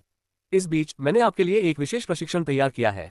मैं चाहता हूं कि आप इसे ठीक से पूरा करें। उन्होंने एक स्थानिक रिंग दी जिसमें विभिन्न चीजें थीं जिनकी स्टोन को प्रशिक्षण के लिए आवश्यकता होगी। मैं अगले कुछ दिनों तक यहाँ नहीं रहूंगा। अगर कुछ हो जाए तो बस मैंने जो संचार टोकन तुम्हें दिया है उसका उपयोग करना। धन्यवाद। सैम ने बस इसे नजरअंदाज कर दिया और चला गया। वह फिर से अकादमी गया। चूंकि यह पहला दिन था, इसलिए वह जो होने वाला था उसे मिस नहीं करना चाहता था। लेकिन जब वह अकादमी और फिर उस भवन में पहुंचे जहां पहली कक्षा चल रही थी, तो वह दंग रह गए, क्योंकि वह जिम में खड़ा है। एक आधुनिक जिम जिसमें सभी मशीनें होंगी जिनके बारे में कभी सोचा भी नहीं जा सकता। सैम ने कभी नहीं सोचा था कि वह खुद को फिर से इस जगह पर पाएगा। वह इतना हैरान और स्तब्ध था कि उसे ये भी पता नहीं चला कि उस पर कितनी दुश्मनी भरी निगाहें आ रही थीं। वह डंबल रैक के पास गया और एक डंबल उठाया जिस पर नंबर 5 लिखा था। सैम ये देखकर हैरान रह गया कि उसे थोड़ा संघर्ष करना पड़ रहा है। आखिरकार अपनी मौजूदा ताकत के साथ वह पहाड़ भी उठा सकता है। वह ये नहीं सोचेगा कि वह डंबल नहीं उठा सकता। इन्हें विशेष सामग्रियों और मंत्रों से बनाया गया है जो उनके जैसे साधकों के लिए अपने शरीर को प्रशिक्षित करने हेतु उपयुक्त बनाते हैं। सैम ने डंबल की जांच करने के लिए अवलोकन क्षमता का उपयोग किया, लेकिन इस समय एक दर्जन या उससे अधिक वरिष्ठ लोग कमरे में दाखिल हुए और सभी का ध्यान अपनी ओर आकर्षित कर लिया। सैम ने डंबल वापस रख दिया और सीनियर्स की तरफ देखा। समूह का नेतृत्व क्रो कर रहा था और जब सैम ने क्रो की शत्रुतापूर्ण निगाह देखी तो उसे लगा कि चीजें दिलचस्प हो सकती हैं। आप सभी को नमस्कार। ये गैम्बलर्स अकादमी में आपका पहला पाठ होगा और इसे हम आपके वरिष्ठों द्वारा पढ़ाया जाएगा। अपने जीवन के अब तक के सबसे अनोखे सबक के लिए तैयार हो जाए। आप जिस स्थान पर हैं उसे जिम कहा जाता है और यहाँ आप जो कुछ भी देख रहे हैं वह आपकी मांसपेशियों को प्रशिक्षित करने के लिए बनाया गया है। प्रत्येक मशीन और उपकरण आपके शरीर में एक विशिष्ट मांसपेशी समूह को प्रशिक्षित करने के लिए डिजाइन किया गया है। आज हम आपको इस उपकरण का उपयोग करना सिखाएंगे, लेकिन इसमें बस एक बदलाव है। सैम और बाकी सभी नए छात्रों का ध्यान वरिष्ठ छात्रों पर था। सैम ने क्रो द्वारा दिए गए परिचय पर मुस्कुराया। वह शायद जिम और वेट ट्रेनिंग के बारे में क्रो से ज्यादा जानता है। आखिरकार ये यहाँ आम जानकारी नहीं है। बेशक अगर अकादमी में वेट ट्रेनिंग वाकई एक गंभीर कोर्स है तो चीजें थोड़ी अलग हो सकती हैं। क्रो ने सैम के लापरवाह रवैये पर नजर डाली और उसके बारे में उसकी धारणा और भी खराब हो गई। जिम के कुछ नियम हैं और उनमें से एक अटूट नियम यह है कि आप यहाँ प्रशिक्षण के लिए अपनी आध्यात्मिक और तात्विक ऊर्जा का उपयोग नहीं कर सकते। जैसे ही उसने ये शब्द कहे, किसी प्रकार की मुहर सक्रिय हो गई। सैम और बाकी नए छात्रों ने अपनी आध्यात्मिक ऊर्जा से संपर्क खो दिया। सैम को एक सामान्य व्यक्ति की तरह ही महसूस हुआ। उसने अपनी ऊर्जा का उपयोग करने की कोशिश की, लेकिन वह उस तक नहीं पहुंच सका। उसे एक सामान्य इंसान की तरह महसूस हुआ, लेकिन बेशक इसका मतलब यह नहीं है कि वह अब कमजोर है। उसका शरीर एक दिव्य विमान साधक का है। भले ही वह इस समय घायल अवस्था में भी हो, वह निश्चित रूप से एक शिखर चरण वाले सूक्ष्म विमान साधक को मारने में सक्षम होगा जिसके पास पूर्ण शक्ति है। अरे, वह अपने कुछ साथियों को भी मार सकता था जो अपनी पूरी ताकत से काम करते थे। उसे बिल्कुल भी कमजोरी महसूस नहीं हुई। कोहुआ उसकी ओर देखता रहा, लेकिन वह सभी जूनियरों से बात करता रहा। आप अपनी युद्ध तकनीक को कोने में स्थित विशेष मशीन में रिकॉर्ड कर सकते हैं। आपको बस मशीन पर अपने हाथ रखने होंगे और उस तकनीक का उपयोग करने की कल्पना करनी होगी। मशीन इसे पहचान लेगी और विस्तृत विश्लेषण देगी कि आप इसे करने के लिए किस मांसपेशी समूह का उपयोग कर रहे हैं और कौन सा मांसपेशी समूह इसे बेहतर ढंग से करेगा और आपको अपनी ताकत बढ़ाने के लिए किस मांसपेशी को प्रशिक्षित और टोन करने की आवश्यकता है। यह एक प्रशिक्षण संरचना है जिसे विशेष रूप से गैम्बलर्स अकादमी के कुछ प्रथम छात्रों द्वारा डिजाइन किया गया है। ये छात्रों के लिए छोड़ा गया एक उपहार है और कोई भी अन्य अकादमी इस स्थान से मिलने वाले लाभों को दोहराने में सक्षम नहीं थी। जैसा कि मैंने कहा, इस कमरे में कुछ और नियम हैं। यदि कोई व्यक्ति किसी मशीन का उपयोग कर रहा है और कोई अन्य व्यक्ति उसे उपयोग करना चाहता है, तो वह दो में से एक काम कर सकता है। एक तो दूसरे पक्ष के समाप्त होने तक प्रतीक्षा कर सकता है या फिर उनसे लड़ सकता है। इस लड़ाई में कोई नियम नहीं है। जिसकी मुट्ठी मजबूत होगी वही जीतेगा और बस यही बात है। जब तक आप किसी की हत्या नहीं करते तब तक सब कुछ ठीक है। अगर आप अपनी प्रगति जांचना चाहते हैं तो आप द्वंद्व युद्ध में भी भाग ले सकते हैं। आप समूह में और टीम में भी लड़ाई कर सकते हैं, किसी को कोई फर्क नहीं पड़ेगा। जैसे जैसे कौवा एक एक करके नियम समझाता गया, सैम को एक बात साफ समझ में आ गई। यह आदमी बस उन्हें लड़ने के लिए उकसा रहा है। इसके अलावा उन्होंने एक और बात पर भी ध्यान दिया, जिस पर अधिकांश नए छात्रों का ध्यान नहीं गया था। सीनियर्स हर जगह फैल गए हैं। वे एक के बाद एक मशीन को धूर्तता से उठा रहे हैं। वह समझ गया कि क्या हो रहा है और कुछ चौकस नए छात्रों ने भी ऐसा ही सोचा। एक अंतिम नियम, अगर कोई जिम में है तो या तो उसे कुछ व्यायाम करना चाहिए या फिर आपको व्यायाम से आराम करना चाहिए, वह भी बहुत कम समय के लिए। अगर आपको अनुमति से ज्यादा समय तक निष्क्रिय पाया गया तो आपको बाकी दिन के लिए जिम से बाहर निकाल दिया जाएगा। कौवे ने सभी नियम समाप्त कर दिए और सभी छात्रों को अपनी पसंद के उपकरण पर जाने का इशारा किया। चूंकि यह पहला दिन था, क्रो ने उन्हें सलाह दी कि वे पहले सभी मशीनों और उपकरणों से परिचित हो जाएं और फिर मशीन का उपयोग करके तकनीक को संशोधित करें। सभी नए छात्र थोड़े उत्साहित थे और वे खुद ही उपकरण की जांच करना चाहते थे, लेकिन उन्हें आश्चर्य हुआ कि उनमें से कोई भी खाली नहीं था। यहाँ तक कि डंबल और वजन भी कब्जे में थे। सैम इस पर मुस्कुराया। कुछ नए छात्र भ्रमित हो गए और यहाँ तक कि भूलेपन में सीधे ही कुछ वरिष्ठों से स्थान के लिए पूछने लगे, लेकिन सभी को एक ही जवाब मिला, अगर आप ऐसा चाहते हैं तो आप नियमों का पालन कर सकते हैं। रुके या लड़ें, लेकिन सावधान रहें, समूह में लड़ाई की अनुमति है। सैम समझ गया कि क्या हो रहा है। उन्हें परेशान किया जा रहा है। किसी भी शैक्षणिक संस्थान में वरिष्ठों द्वारा इस्तेमाल की जाने वाली एक बहुत ही आम रणनीति। यह उन जगहों पर विशेष रूप से अधिक है जहां बहुत सारे प्रतिभाशाली लोग इकट्ठा होते हैं। इससे वरिष्ठों को जूनियर को उनकी जगह पर रखने में मदद मिलती है, जिसे वे अपने से नीचे मानते हैं। और सैम को शत्रुतापूर्ण नजरों से ही पता चल गया था कि सीनियर्स उसे निशाना बना रहे हैं। वैसे भी उसे भी कुछ ऐसा चाहिए था जिससे कुछ बढ़िया आवाज निकले। वह अपने सबसे नजदीक स्थित रोइंग मशीन के पास गया और पूछा, मुझे यह मशीन चाहिए। सीनियर ने उसकी ओर देखा और नाक भान सिकोड़ते हुए कहा, चलो छू दो, क्या तुम नहीं देख सकते, मैं इसका इस्तेमाल कर रहा हूँ। सैम मुस्कुराया और वजन उठाने वाले के पास चला गया। वह आदमी 3 प्लेटें इस्तेमाल कर रहा था और ऐसा लग रहा था कि उसे इसके साथ अच्छा समय बिताने का मौका मिल रहा है। जब वजन नीचे की ओर बढ़ा तो सैम ने अपना पैर उसके ऊपर पटक दिया, उसे नीचे दबा दिया। जब सीनियर ने उसे हटाने की कोशिश की तो वह नहीं हटा सका। उसने गुस्से से सैम की तरफ देखा, अपना पैर हटाओ, चले जाओ भाड़ में, क्या तुम नहीं देख सकते, मैं मशीन छीनने की कोशिश कर रहा हूँ। अगर मैं इसका इस्तेमाल नहीं कर सकता तो तुम भी इसका इस्तेमाल नहीं कर पाओगे। सीनियर स्पष्ट रूप से नाराज है। उसने जोर से खींचने की कोशिश की, लेकिन वह वजन को हिला नहीं सका। सैम वजन को दबाने के लिए अपनी पूरी ताकत लगा रहा है और वह उसे आसानी से नहीं जाने देगा। तार पर तनाव बहुत बढ़ गया और अब तक सभी लोग सैम और सीनियर की ओर देखने लगे थे। सीनियर ने उन लोगों की निगाहों को देखा और उन्हें थोड़ी शर्म महसूस हुई। अपना पैर हटा लो, नहीं तो मैं इसे काट दूंगी। किससे? अपनी जीभ से। अभी मशीन से उतर जाओ वरना। इस समय सैम ने बोलना बंद कर दिया और उसे झुकना पड़ा। टकराना। एक मुट्ठी उसके पास से उड़ी और मशीन के स्तंभ से टकराए। सैम ने उस सीनियर की ओर देखा जिसने ये चाल चली थी और अपनी भौहें ऊपर उठाई। वह दूसरी मशीन पर कुछ बाइसेप कर्ल कर रहा था और ऐसा लगता है कि सैम को परेशान करने के लिए ही उसने इसे छोड़ दिया था। तो यह एक समूह लड़ाई है? सैम ने अपना पैर अभी भी वजन पर रखते हुए पूछा। नहीं, मुझे भी यह मशीन चाहिए, इसलिए मैंने सोचा कि यात्री के पीछे जाने से पहले मैं कतार का ध्यान रख लूं। सैम ने सीनियर की ओर देखा जिसने लड़ने का रुख अपनाया। बुरा विचार नहीं है, लेकिन ऐसा लगता है कि आपको एक बात का बिल्कुल भी पता नहीं है। सैम बोला और अपने गले पर निशाना साधते हुए आने वाले हमले को चकमा दिया। सीनियर फिर चूक गया। वो क्या हो सकता है? जिम में होने वाली लड़ाइयाँ, ये बहुत खतरनाक खेल है और लगभग हमेशा जिसके पास अधिक ताकत होती है वह जीत जाता है। जैसे ही वह बोल रहा था, सीनियर एक बार फिर उसके पास आया और सैम ने उसे चकमा दे दिया। मुक्का उसके पास से निकल गया, लेकिन सैम जरूरत से ज्यादा नीचे झुक गया और एक तरफ चला गया। सीनियर निराश हो गया और इस बार रोइंग मशीन पर बैठा सीनियर भी खड़ा हो गया और सैम पर हमला करने के लिए तैयार हो गया। हालांकि जब मुट्ठी उसकी ओर बढ़ी तो सैम ने एक बारबेल प्लेट उठाई जिस पर 10 नंबर का निशान था और उसे मुट्ठी के सामने रख दिया। बम। सीनियर का मुक्का रोक दिया गया और अगले ही पल सैम ने प्लेट घुमाकर उसे सीनियर के कंधे पर दे मारा। बम क्रैक। सभी ने तुरकने की आवाज सुनी और ये देखकर दंग रह गए कि सैम ने उस वजन को कितनी बेरहमी से चलाया। दूसरे सीनियर ने सैम पर मुक्का मारने में कामयाबी हासिल की, लेकिन उसे नहीं लगा कि उसने जो कीमत चुकाई है वह इसके लायक है। सैम ने वही वजन उठाया और उसे सीनियर के सिर की ओर घुमाया। प्लेट का किनारा उसके जबड़े पर जोर से मारा गया और उसे महसूस हुआ कि उसके दांत टूट गए हैं, जीभ कुचल गई है, साथ ही जबड़े की हड्डी भी टूट गई है। सैम यही नहीं रुका। जब सीनियर नीचे गिर रहा था तो उसने प्लेट को पीछे खींचा और उसके सामने वाले हिस्से से उस आदमी के चेहरे पर वार किया। तारांकन बम। तारांकन। सीनियर व्यक्ति जमीन पर गिर पड़ा और उसे कोई होश नहीं रहा। उसके चेहरे की हड्डियां टूट गई थी और उसका खून बह रहा था। सैम के हमले निर्दयी थे। यह उत्पीड़न लंबे समय से हो रहा है। हर साल, हर पीढ़ी में सीनियर्स हमेशा कुछ जूनियर्स को परेशान करते थे और हमेशा सैम जैसे किसी व्यक्ति को विशेष रूप से निशाना बनाया जाता था। लेकिन इतिहास में कभी किसी ने जिम के वजन को औजार और हथियार के तौर पर इस्तेमाल करने जैसा कुछ नहीं किया। उन्होंने कभी भी उन्हें इस नजरिए से नहीं देखा और उन्हें लगा कि इन चीजों का इस्तेमाल लड़ाई के लिए करना उनके लिए नीचता है। आखिरकार उनका उद्देश्य उन्हें मुश्किल समय देना था, न कि उन्हें गंभीर रूप से आघात पहुंचाना या नुकसान पहुंचाना। लेकिन सैम का आपके बारे में बिल्कुल अलग दृष्टिकोण है। आप बाघ की पूंछ खींचकर यह उम्मीद नहीं कर सकते कि वह मजे में प्रतिक्रिया देगा। वह अपने पंजे घुमाएगा और अपने जबड़े से काटेगा, और पूरी ताकत से। एक बार जब आपने पूंछ खींच ली तो यह आपकी पसंद नहीं रह जाती कि लड़ाई कैसे आगे बढ़ेगी। अब इन वरिष्ठों ने पूंछ खींच ली। सैम ने अन्य वरिष्ठों की ओर देखने की भी जहमत नहीं उठाई, जो स्पष्ट रूप से बहुत सदमे में थे। वह बस रोइंग मशीन पर बैठ गया और व्यायाम करना शुरू कर दिया। मानो उसने अभी अभी दो लोगों को मौत के मुंह में नहीं धकेला हो। एक सीनियर ने तुरंत अपनी मशीन छोड़ दी और अपने दोस्तों का हालचाल जानने के लिए आ गया। इससे दूसरे सीनियर्स की भी हैरानी दूर हो गई और वे भी वहां चले गए। उनमें से एक ने सीधे सैम की ओर जाकर उसके कंधे को पकड़ लिया। सैम ने अपना पंख वाला कोट नहीं पहना है, वह भी गैम्बलर्स अकादमी की वर्दी पहने हुए है क्योंकि अकादमी परिसर में सभी छात्रों के लिए इसे पहनना नियम है। सीनियर ने उसकी वर्दी पकड़ ली और फाड़ दी। सैम ने अपना संतुलन पाया और खड़ा होकर सीनियर को ठंडे नजरों से देखा। तुमने मेरी शर्ट फाड़ दी, सैम ने बहुत ही सपाट स्वर में पूछा। सीनियर को गुस्सा आ गया। उसने फटी हुई शर्ट पर अपनी पकड़ मजबूत कर ली और दूसरे हाथ से अपने दोस्तों की तरफ इशारा किया। तुम्हें क्या हो गया है? तुमने एक वरिष्ठ को इस तरह से नुकसान पहुंचाने की हिम्मत कैसे की? सैम ने सीनियर के हाथ की ओर देखा जो उसकी शर्ट पकड़े हुए था और कहा, जाने दो। सीनियर और भी क्रोधित हो गए और कुछ कहने ही वाले थे। तुम अर्घ, सैम ने सीनियर के चेहरे पर सिर से वार किया। उसकी खोपड़ी का माथा दूसरे पक्ष की नाक पर जा लगा। बाकी सीनियर्स को एक चटकने वाली आवाज सुनाई दी और यहीं पर बात खत्म नहीं हुई। पहले हेडबट के बाद सैम ने कुछ ही सेकंड में दूसरा और तीसरा हेडबट भी लगाया। सीनियर गिर गया और सैम की शर्ट पूरी तरह से फाड़ दी। सैम अब नंगे बदन है। यह दृश्य ऐसा लग रहा था जैसे ये किसी तेलुगु एक्शन फिल्म का हो।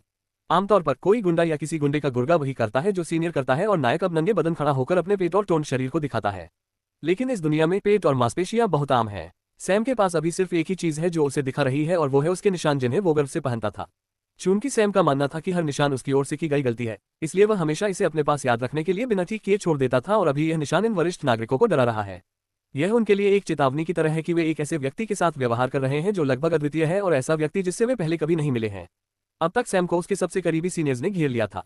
उनमें से कुछ लोग उन 3 लोगों की देखभाल कर रहे थे जिन्हें सैम ने बाहर कर दिया था। सीनियर्स में से एक ने इंतजार नहीं किया और सैम को पीठ पर मारा। सैम ने रोकने की जहमत नहीं उठाई। इसके बजाय उसने प्रभाव की ताकत को झेला और अपने सामने खड़े सीनियर की ओर छलांग लगा दी। वह उस आदमी पर सवार हो गया जो अचानक पकड़ा गया था और उसके चेहरे पर बेरहमी से मुक्का मारना शुरू कर दिया। उसने सटीक निशाना लगाने की भी जहमत नहीं उठाई। उसने अपनी अधिकतम गति से जितनी संभव हो सके उतनी बार अपनी मुट्ठी से मुक्का मारा। जब कुछ वरिष्ठ खिलाड़ियों ने उसे ऊपर से पीटना चाहा तो सैम एक तरफ खिसक गया। सीनियर्स चूक गए और उन्हें अपने ही एक खिलाड़ी को मारना पड़ा। वह खिलाड़ी जो सैम के मुक्कों से पहले ही बुरी तरह घायल हो चुका था। इस अफरा तफरी में सैम पहले ही उनसे आगे निकल गया और डंबल रैक पर पहुंच गया। उसने सबसे छोटे आकार के 2 डंबल उठाए और अचानक घुमा जिससे उसकी छाती पर एक लात लगी। वह पीछे की ओर खिसका और डंबल रैक को गिरा दिया। ये किक निश्चित रूप से कोई मजाक नहीं थी। जिस सीनियर ने किक मारी वह इस क्रम को जारी रखना चाहता था और उसने स्पिनिंग बैक किक मारी। लेकिन इस बार सैम ने डंबल को उस पैर की गेंद पर घुमाया जो उसके पास आई थी। वह दर्द से चिल्लाया और अपने दूसरे पैर पर उछल पड़ा। सैम ने उसे पकड़ लिया और दोनों डंबल से उसे बुरी तरह पीटा। एक डंबल मंदिर पर, दूसरा कंधे पर, एक छाती पर और तीसरा पेट पर।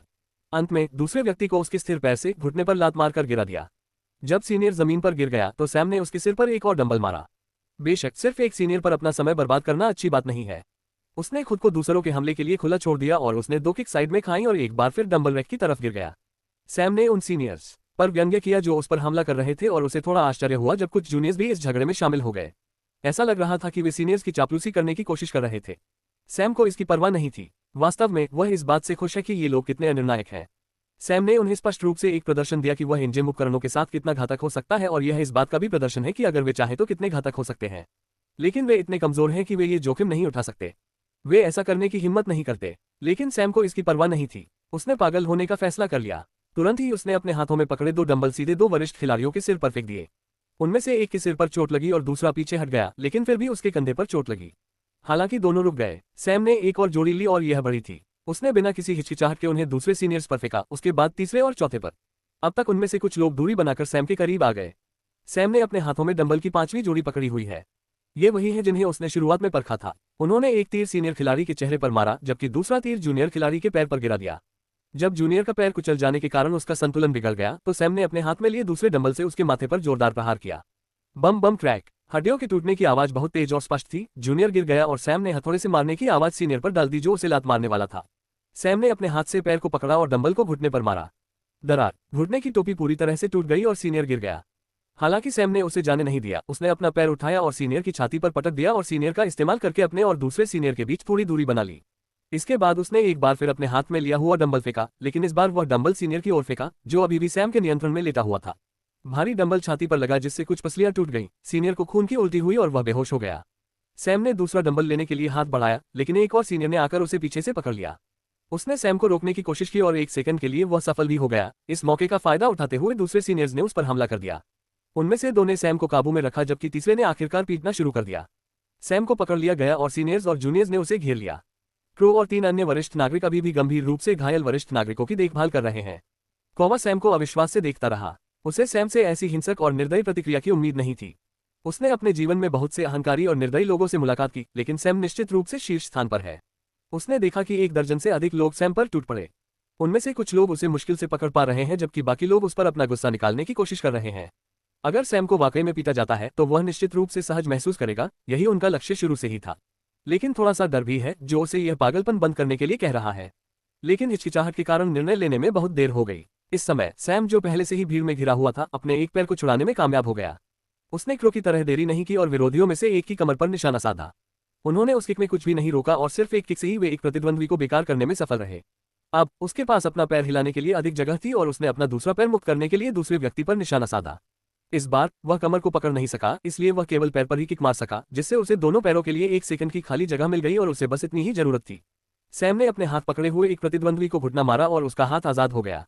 उसने उसे इधर उधर घुमाया और डंबल पकड़ने में कामयाब रहा। बैंग बैंग बैंग, एक डंबल को एक प्रतिद्वंद्वी के सिर पर निशाना बनाकर मारा गया। 3 बार से खून चारों ओर फैल गया। बस इसी तरह सैम पहले से ही स्वतंत्र है। कौवा ने देखा कि सैम खड़ा हो गया है। उसका पूरा शरीर, यहाँ तक कि उसका चेहरा भी चोटों से भरा हुआ है। चेहरे पर बहुत ज्यादा चोट लगने से उसके मसूड़ों से खून बह रहा था और वह सैम की आंखों में ठंडक साफ देख सकता था। हालात और भी बदतर हो गए। सैम ने अपने अचानक हुए हमलों को विरोधियों को बचाने का भी समय नहीं दिया। वह डंबल लेकर सबसे पास वाले की ओर बढ़ा और उसके सिर पर जोर से मारा। युवक जमीन पर गिर गया और सैम फिर से उसके ऊपर चढ़ गया। वह बार बार अपना डंबल घुमाने लगा। 6 हिट। उसके 3 दांत टूट गए, नाक टूट गई और आंख के गड्ढे में दरार आ गई। एक वरिष्ठ व्यक्ति बेहोशी से जाग उठा और अपने साथी को बचाने के लिए सैम पर कूद पड़ा, लेकिन सैम ने उस पर डंबल फेंका, जिससे वह बच गया। सैम ने छलांग लगाए और उसे पकड़ लिया। फिर वह लुढ़क गया और इससे पहले कि कोई कुछ समझ पाता, उसने एक हाथ से उस आदमी को पकड़ लिया। उसने दूसरे हाथ से वजन उठाया और सीनियर के सिर और छाती पर मारना शुरू कर दिया। हर प्रहार से हड्डी टूटती गई और सीनियर धीरे धीरे अचेत अवस्था में चले गए। सैम ने उसे चितवे की तरह एक तरफ फेंक दिया और दूसरे प्रतिद्वंद्वी द्वारा उसके चेहरे पर लात मारी, लेकिन इस प्रक्रिया में उसने उसका पैर पकड़ लिया और उसे खींच लिया। उसने मशीन कॉलम के बीच की खाई में पैर फेंक दिया। वरिष्ठ व्यक्ति अचंभित रह गया। उसने वापस उठने की कोशिश की, लेकिन सैम ने एक और वजन उठाया और उसे खंभों के बीच रखे पैर पर दे मारा। पैर पेड़ की टहनी की तरह टूट गया। वह 2 टुकड़ों में टूट गया। फिर भी सैम नहीं रुका। उसने वजन को सीनियर के चेहरे पर ठीक उसके मुंह में दे मारा। सीनियर दर्द से कराहते हुए गिर पड़े, लेकिन अंतिम झटका तब लगा जब सैम ने वजन सीधे उनकी छाती पर फेंका। एक जूनियर ने सैम को पीछे से पकड़ लिया और उसे फिर से रोकने की कोशिश की। आखिरकार पहले भी यही तरीका कारगर रहा था, लेकिन इस बार सैम पहले से कहीं ज्यादा, मान लीजिए कि वह पहले से ज्यादा बेकाबू था। उसने दूसरे पक्ष को उसके कपड़ों से पकड़ लिया और उसे पास की बेंच पर पटक दिया। ये बेंच प्रेस के लिए बेंच थी और बार पर बहुत सारे वजन लटके हुए थे।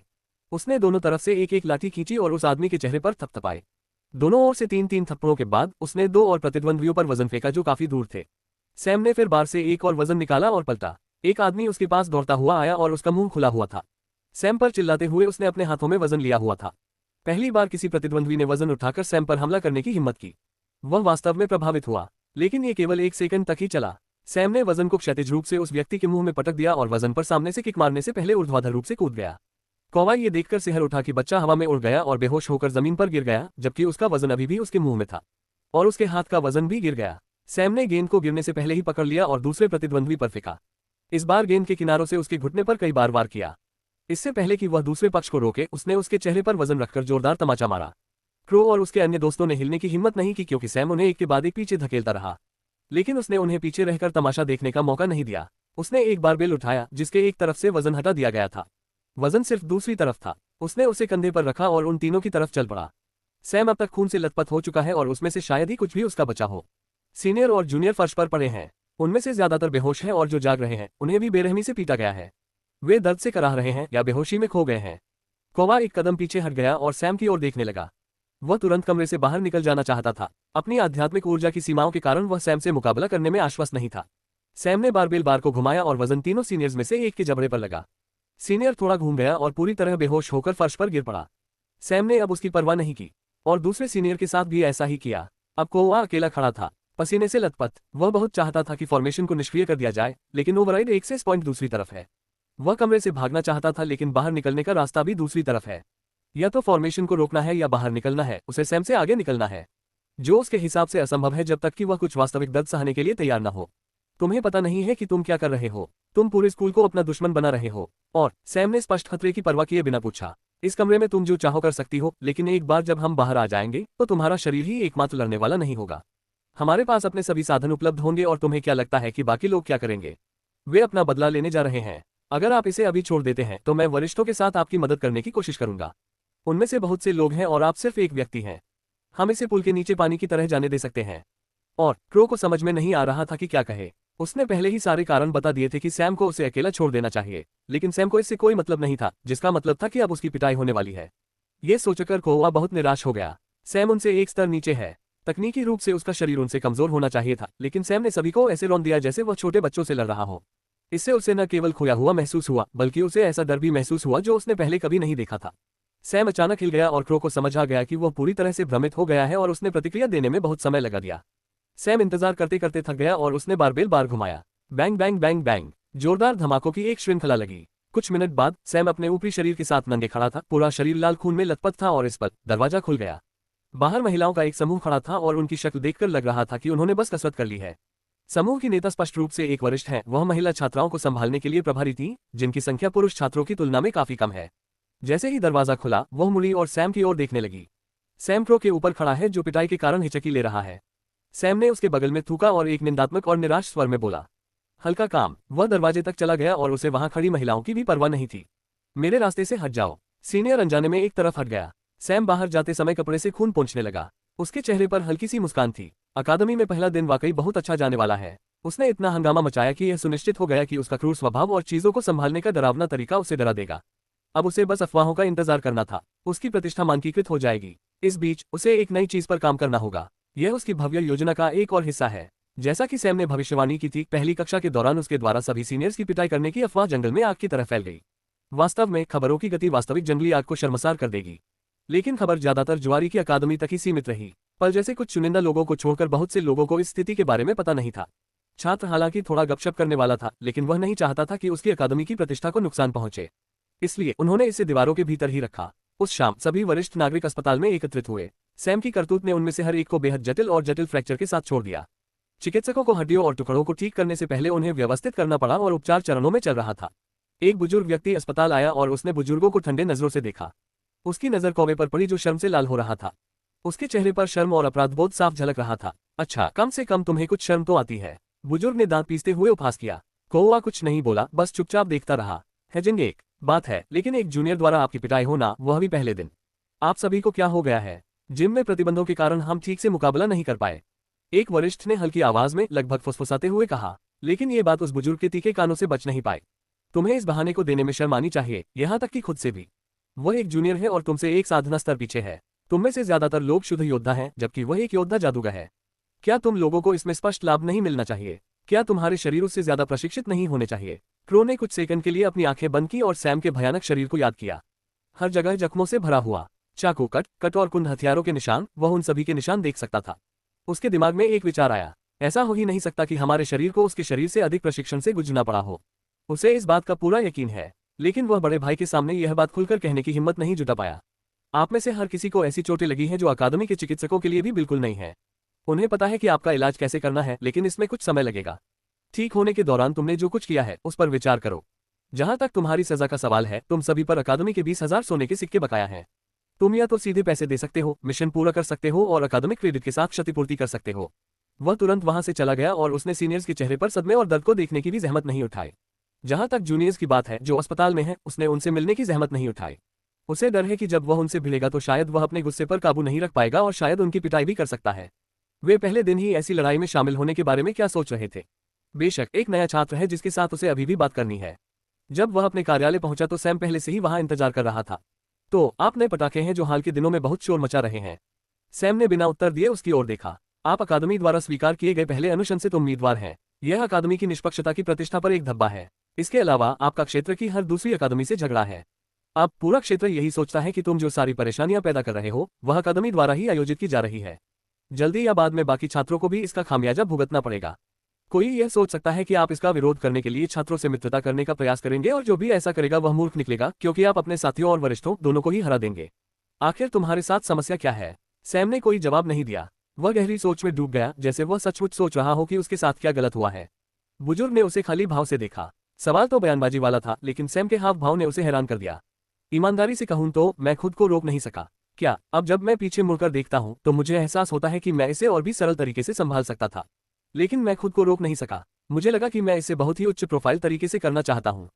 आज सीनियर्स को हराने के बाद भी मैंने कभी रुककर यह सोचने की जहमत नहीं उठाई कि मैं ज्यादा आगे जा रहा हूं या नहीं। एक पल के लिए तो बुजुर्ग को समझ में ही नहीं आया कि क्या कहें। उन्हें सैम से ऐसे जवाब की उम्मीद नहीं थी। ऐसा लगा मानो सैम वाकई उन्हें उनकी समस्या समझा रहा है और एक पल के लिए तो वह भ्रमित हो गए। उन्होंने जल्दी से अपना संयम वापस पाया और बोलना शुरू कर दिया।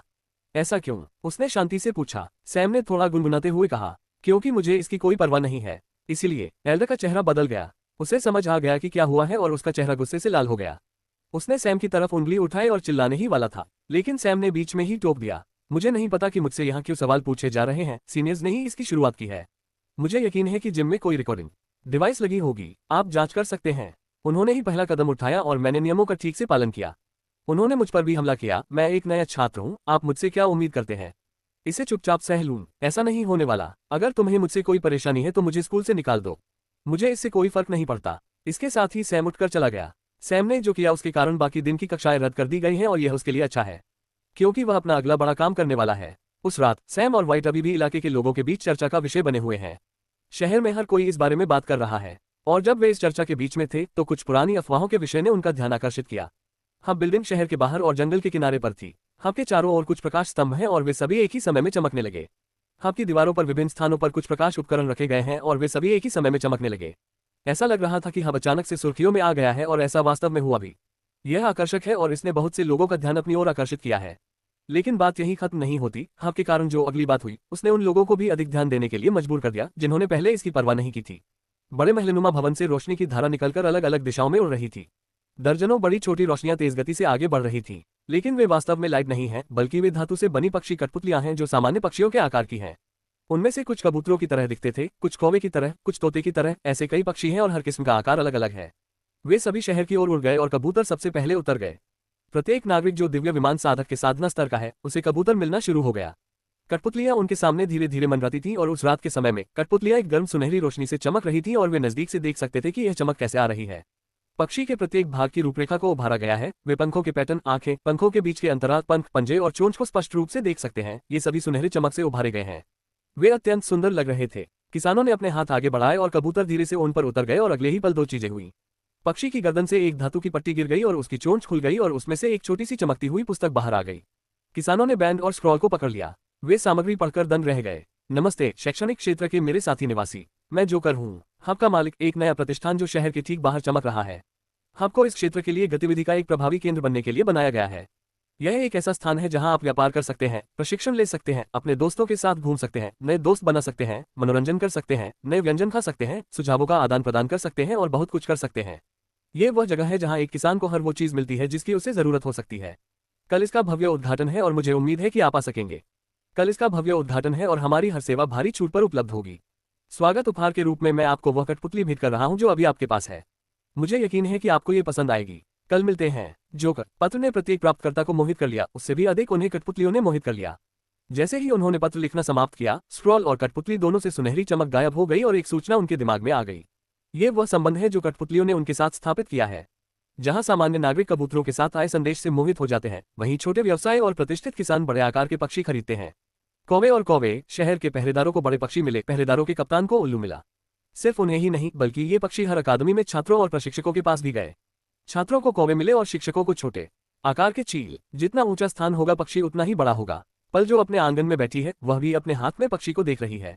रेन समेत उसके सभी अनुचरों ने एक पक्षी पा लिया है। उसके सभी अनुचरों के पास कौवे थे, लेकिन उसका एक समुद्री बाज था, एक छोटे बच्चे जैसा जो अभी भी बढ़ रहा था। कौवों और कौ से बड़ा, लेकिन प्रशिक्षकों को भेजे गए चीलों से छोटा। जब उसने पुस्तक पढ़ी तो कठपुतली की आत्मा द्वारा भेजी गई जानकारी उसके मस्तिष्क में भी पहुंच गई। बैंड को अपनी कलाई पर पहनो। पल इस बात से थोड़ा उलझन में पड़ गई, और जाहिर है उसने वैसा नहीं किया जैसा उसे बताया गया था। उसने रेन की ओर देखा जो समझ गया कि वह क्या चाहती है। उसने कौवे द्वारा दिया गया बैंड लिया और उसे अपनी कलाई पर पहना। पक्षी की सुनहरी चमक पूरी तरह से गायब हो गई। ऐसा लग रहा था कि पक्षी ने एक सेकंड के लिए अपनी सारी ऊर्जा खो दी थी। अगले ही पल उसका कलाई बैंड नीले नीले रंग के पैटर्न से चमकने लगा। वह पक्षी जो जमीन पर गिरने ही वाला था, वह भी उसी नीले नीले रंग के पैटर्न से चमक उठा जब वह उड़कर उसके कंधे पर आ गिरा। उसके दिमाग में ढेर सारी सूचनाएं आने लगीं। रेन को हर एक बात पर आश्चर्य हुआ। उसने पल को सारी जानकारी बताई और वह भी हैरान रह गई। उसने अपनी कलाई पर बैंड पहना था और उसके सीहॉक ने भी अपनी सुनहरी चमक खो दी थी, इससे पहले कि वह एक अलग रंग की चमक हासिल कर ले। ये रेन के मुकाबले गहरे नीले रंग का है और इसमें सफेद रंग का एक रंग है। उसने अपना हाथ बढ़ाया और बाज उस पर उतरा। पल ने पक्षी को ध्यान से देखा। ये स्पष्ट रूप से एक कठपुतली है, लेकिन इसके प्रत्येक भाग पर बारीकियां उसे चकित कर रही थी। यह एक असली पक्षी जैसा लग रहा था अगर इसका धातु जैसा शरीर और बेजान आंखें न होती। उसने अपने मस्तिष्क में प्रेषित सारी जानकारी ग्रहण कर ली। ये कठपुतली मूल रूप से एक यांत्रिक पालतू जानवर है जिसमें कई अलग अलग विशेषताएं हैं। उनमें से पहली विशेषता कलाई बैंड है जो कठपुतली और मालिक के बीच संबंध स्थापित करती है। लेकिन कोई व्यक्ति कठपुतली और कलाई बैंड का आदान प्रदान दूसरों के साथ नहीं कर सकता। एक बार पंजीकृत होने के बाद वे स्थायी रूप से जुड़ जाते हैं।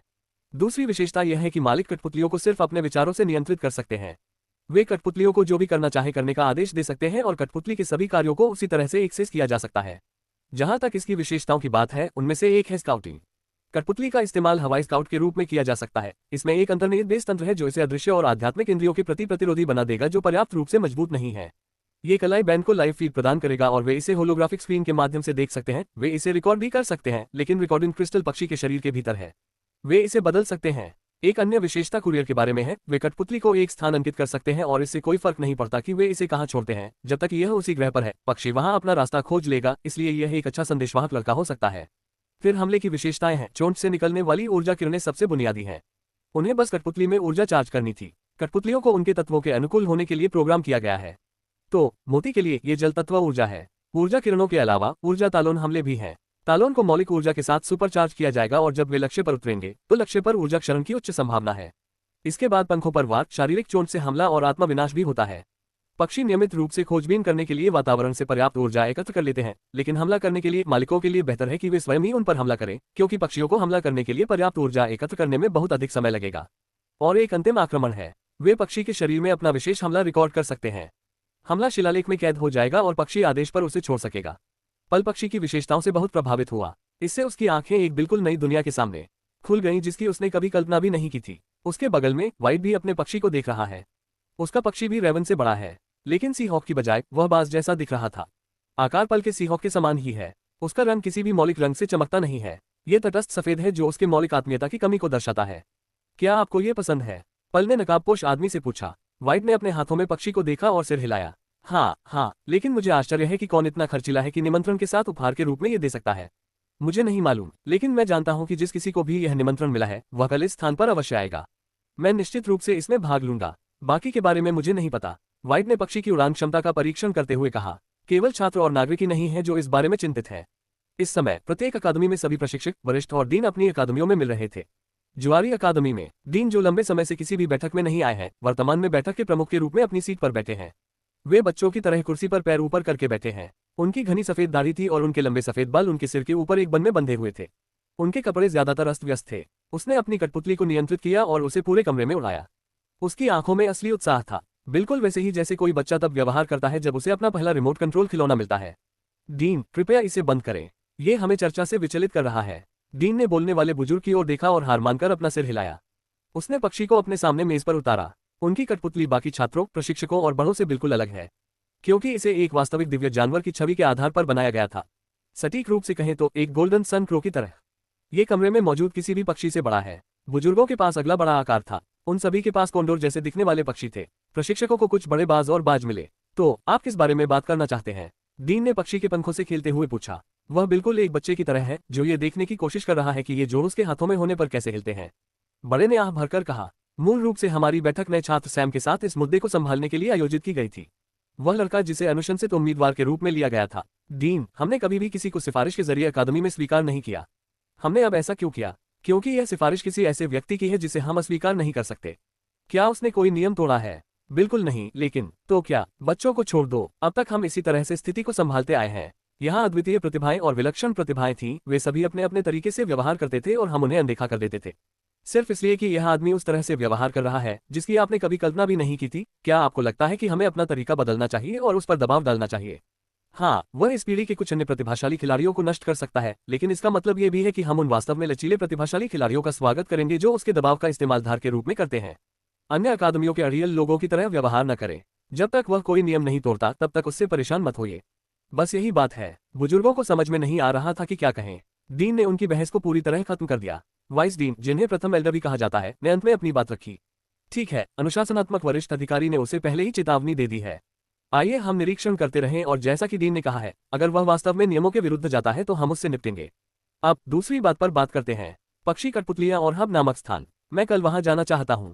दरअसल कल की कक्षाएं रद्द कर दीजिए, छात्रों को भी वहां जाने दीजिए। डीन ने अपने पक्षी को ऊपर उठाकर नीचे से उसका निरीक्षण करते हुए कहा। एक अन्य बुजुर्ग ने संदेह से कहा, डीन, क्या आपको नहीं लगता कि हमें इस बारे में थोड़ा सावधान रहना चाहिए? कौन इतना पागल है कि इतनी कीमती चीजें दे दे? क्या आपको सचमुच लगता है कि उनके पास कोई विचार या अपना कोई दृष्टिकोण नहीं होगा? बेशक वे ऐसा करेंगे, लेकिन कभी कभी हमें ये पता लगाने से पहले कि वे वास्तव में क्या चाहते हैं, उन्हें अपने पत्ते खेलने देने पड़ते हैं। इसलिए हम कल जा रहे हैं। बस इतना ही। और एक और चर्चा ऐसे ही खत्म हो गई। गैम्बलर की अकादमी जैसी बैठकें क्षेत्र की हर दूसरी अकादमी में आयोजित की गई, लेकिन इनमें से ज्यादातर मुलाकातें लंबी चली। उन्होंने वास्तव में इस बात पर चर्चा की कि निमंत्रण के साथ इतने ज्यादा उपहार देने का क्या कारण हो सकता है। उन्होंने दर्जनों से ज्यादा संभावनाओं के बारे में सोचा, अच्छी और बुरी दोनों, लेकिन वे जोकर के इरादों के बारे में निश्चित नहीं हो सके। अंततः वे सभी एक ही निष्कर्ष पर पहुंचे कि वे इस स्थान का दौरा करेंगे। आखिर सामने वाले का कोई भी दृष्टिकोण क्यों न हो, इतना महंगा उपहार लेने के बाद अभिवादन से इनकार करना अशिष्टता होगी, खास तौर पर बड़ों और डीन के लिए। उनकी कठपुतलियां बच्चों की कठपुतलियों से दसियों गुना बेहतर होती हैं। यदि दूसरा पक्ष ऐसी चीजें देने में सक्षम है तो वे सोच रहे होंगे कि उसके पास बेचने के लिए क्या है। अगले दिन पूरा शहर खाली और सुनसान लग रहा था। नागरिक, दुकानदार, छात्र और प्रशिक्षक, शहर के सुरक्षाकर्मी और यहाँ तक कि एक्सचेंज सेंटर के कर्मचारी भी भव्य उद्घाटन के लिए हब में आए थे। ऐसा लग रहा था जैसे पूरा शहर खाली करा लिया गया हो। दिव्य स्तर की साधना से नीचे के लोगों को छोड़कर बाकी सभी को निमंत्रण मिल गया और वे सभी चले गए। बेशक कुछ ठग और ग्रे एरिया में काम करने वाले लोग हैं जो ऐसा नहीं कर रहे थे, बल्कि उन्होंने अपनी टीम से किसी को इसकी जांच करने के लिए भेजा था। अकादमी के भीतर कुछ संशयी लोग भी हैं जो इसमें शामिल नहीं हुए। और हाँ, विद्यार्थियों में तीसरी अवधि या अधिक आसानी से समझ में आने वाले अंतिम चरण के साधक बहुत कम है और चरम चरण के साधक भी लगभग नहीं है, जिन्हें चौथी अवधि के रूप में जाना जाता है। नए लोगों को यह नहीं पता कि उन्हें कहाँ भेजा गया था, लेकिन उनके अनुसार ये लोग विभिन्न मिशनों और कार्यों पर गए थे। वैसे भी हब के उद्घाटन के लिए उनकी अनुपस्थिति से कोई खास फर्क नहीं पड़ा। मैदान के अंदर हब की इमारत के सामने 10,000 से ज्यादा लोग मौजूद हैं। इमारत वाकई छोटी सी दिख रही थी। इसका आकार लगभग अकादमी के मैदान जितना ही था, लेकिन अकादमी का मैदान बड़ी बड़ी इमारतें हैं, जबकि हब एक बड़ी इमारत, एक महलिया किला है। डीन सबसे अंत में पहुंचे और जैसे कि उन्हें संकेत मिल गया हो, वे सभी एक ही समय पर पहुंचे। उस समय तक बुजुर्ग, प्रशिक्षक और छात्र पहले से ही थोड़े असंतुष्ट हो चुके थे। बेशक उनके पास इसे प्रदर्शित करने के लिए कोई स्थान नहीं था, लेकिन जैसे ही डीन पहुंचे, हब ने प्रतिक्रिया व्यक्त की और सारी कुंठाएं दूर हो गईं। आप सभी का स्वागत है। हब में आपका स्वागत है। हर जगह से एक उत्साहित आवाज सुनाई दे रही थी, यहाँ तक कि वहां के सबसे ताकतवर डीन भी यह नहीं समझ पाए कि आवाज कहां से आ रही है। उसी समय इमारत से एक बड़ा सा प्रक्षेपण बाहर आया। यह एक आदमी का है जिसने औपचारिक और औपचारिक पोशाक पहन रखी है, लेकिन उसका आधा चेहरा एक जोकर के मुखौटे से ढका हुआ है। यह प्रक्षेपण बहुत बड़ा है, एक पहाड़ जितना बड़ा, और एक चमकदार चमक के साथ यह संकुचित होकर एक सामान्य मानव के आकार का हो गया। प्रक्षेपण बहुत यथार्थवादी है, लेकिन ये केवल विशेषताओं पर लागू होता है। इससे निकलने वाली चमक से यह स्पष्ट हो जाता है कि यह वास्तव में एक प्रक्षेपण है। प्रक्षेपण डीन की ओर था, जो बड़ी भीड़ में सबसे आगे खड़े थे। नमस्ते अकादमी के माननीय डीन, मैं जोकर हूँ। आपसे मिलकर बहुत खुशी हुई। मेरा निमंत्रण स्वीकार करने और मेरे विनम्र प्रतिष्ठान में आने के लिए धन्यवाद। ये प्रतिष्ठान किसी भी तरह से विनम्र नहीं है, मिस्टर जोकर। और यह भी, ये वास्तव में एक बैठक नहीं है ना? अपोलो अकादमी के डीन में से एक ने शांतिपूर्वक बात की। जोकर उसकी ओर मुड़ा और मुस्कुराया। मैं समझती हूँ कि आपका क्या मतलब है, सर, लेकिन मुझे माफी मांगनी चाहिए और उम्मीद है कि आप समझ सकते हैं। मेरे पिछले कारनामों की वजह से मेरा शरीर अब आपके सामने शारीरिक रूप से पेश होने लायक आकार या रूप नहीं रहा। मुझमें जो कुछ बचा है वही आप अभी देख रहे हैं। मुझे आशा है कि आप इस अशिष्ट तरीके को स्वीकार करेंगे जिस तरह से मैंने खुद को आपके सामने प्रस्तुत किया है। डीन को समझ में नहीं आ रहा था कि क्या कहें। वे चुप रहे। जोकर की मुस्कान और भी चौड़ी हो गई और उसके चेहरे की चमक भी थोड़ी बढ़ गई। मुझे आशा है कि आप सभी को वह उपहार पसंद आया होगा जो मैंने आपको कल दिया था। अगर आपको पसंद आया तो आपको हब और भी अधिक पसंद आएगा।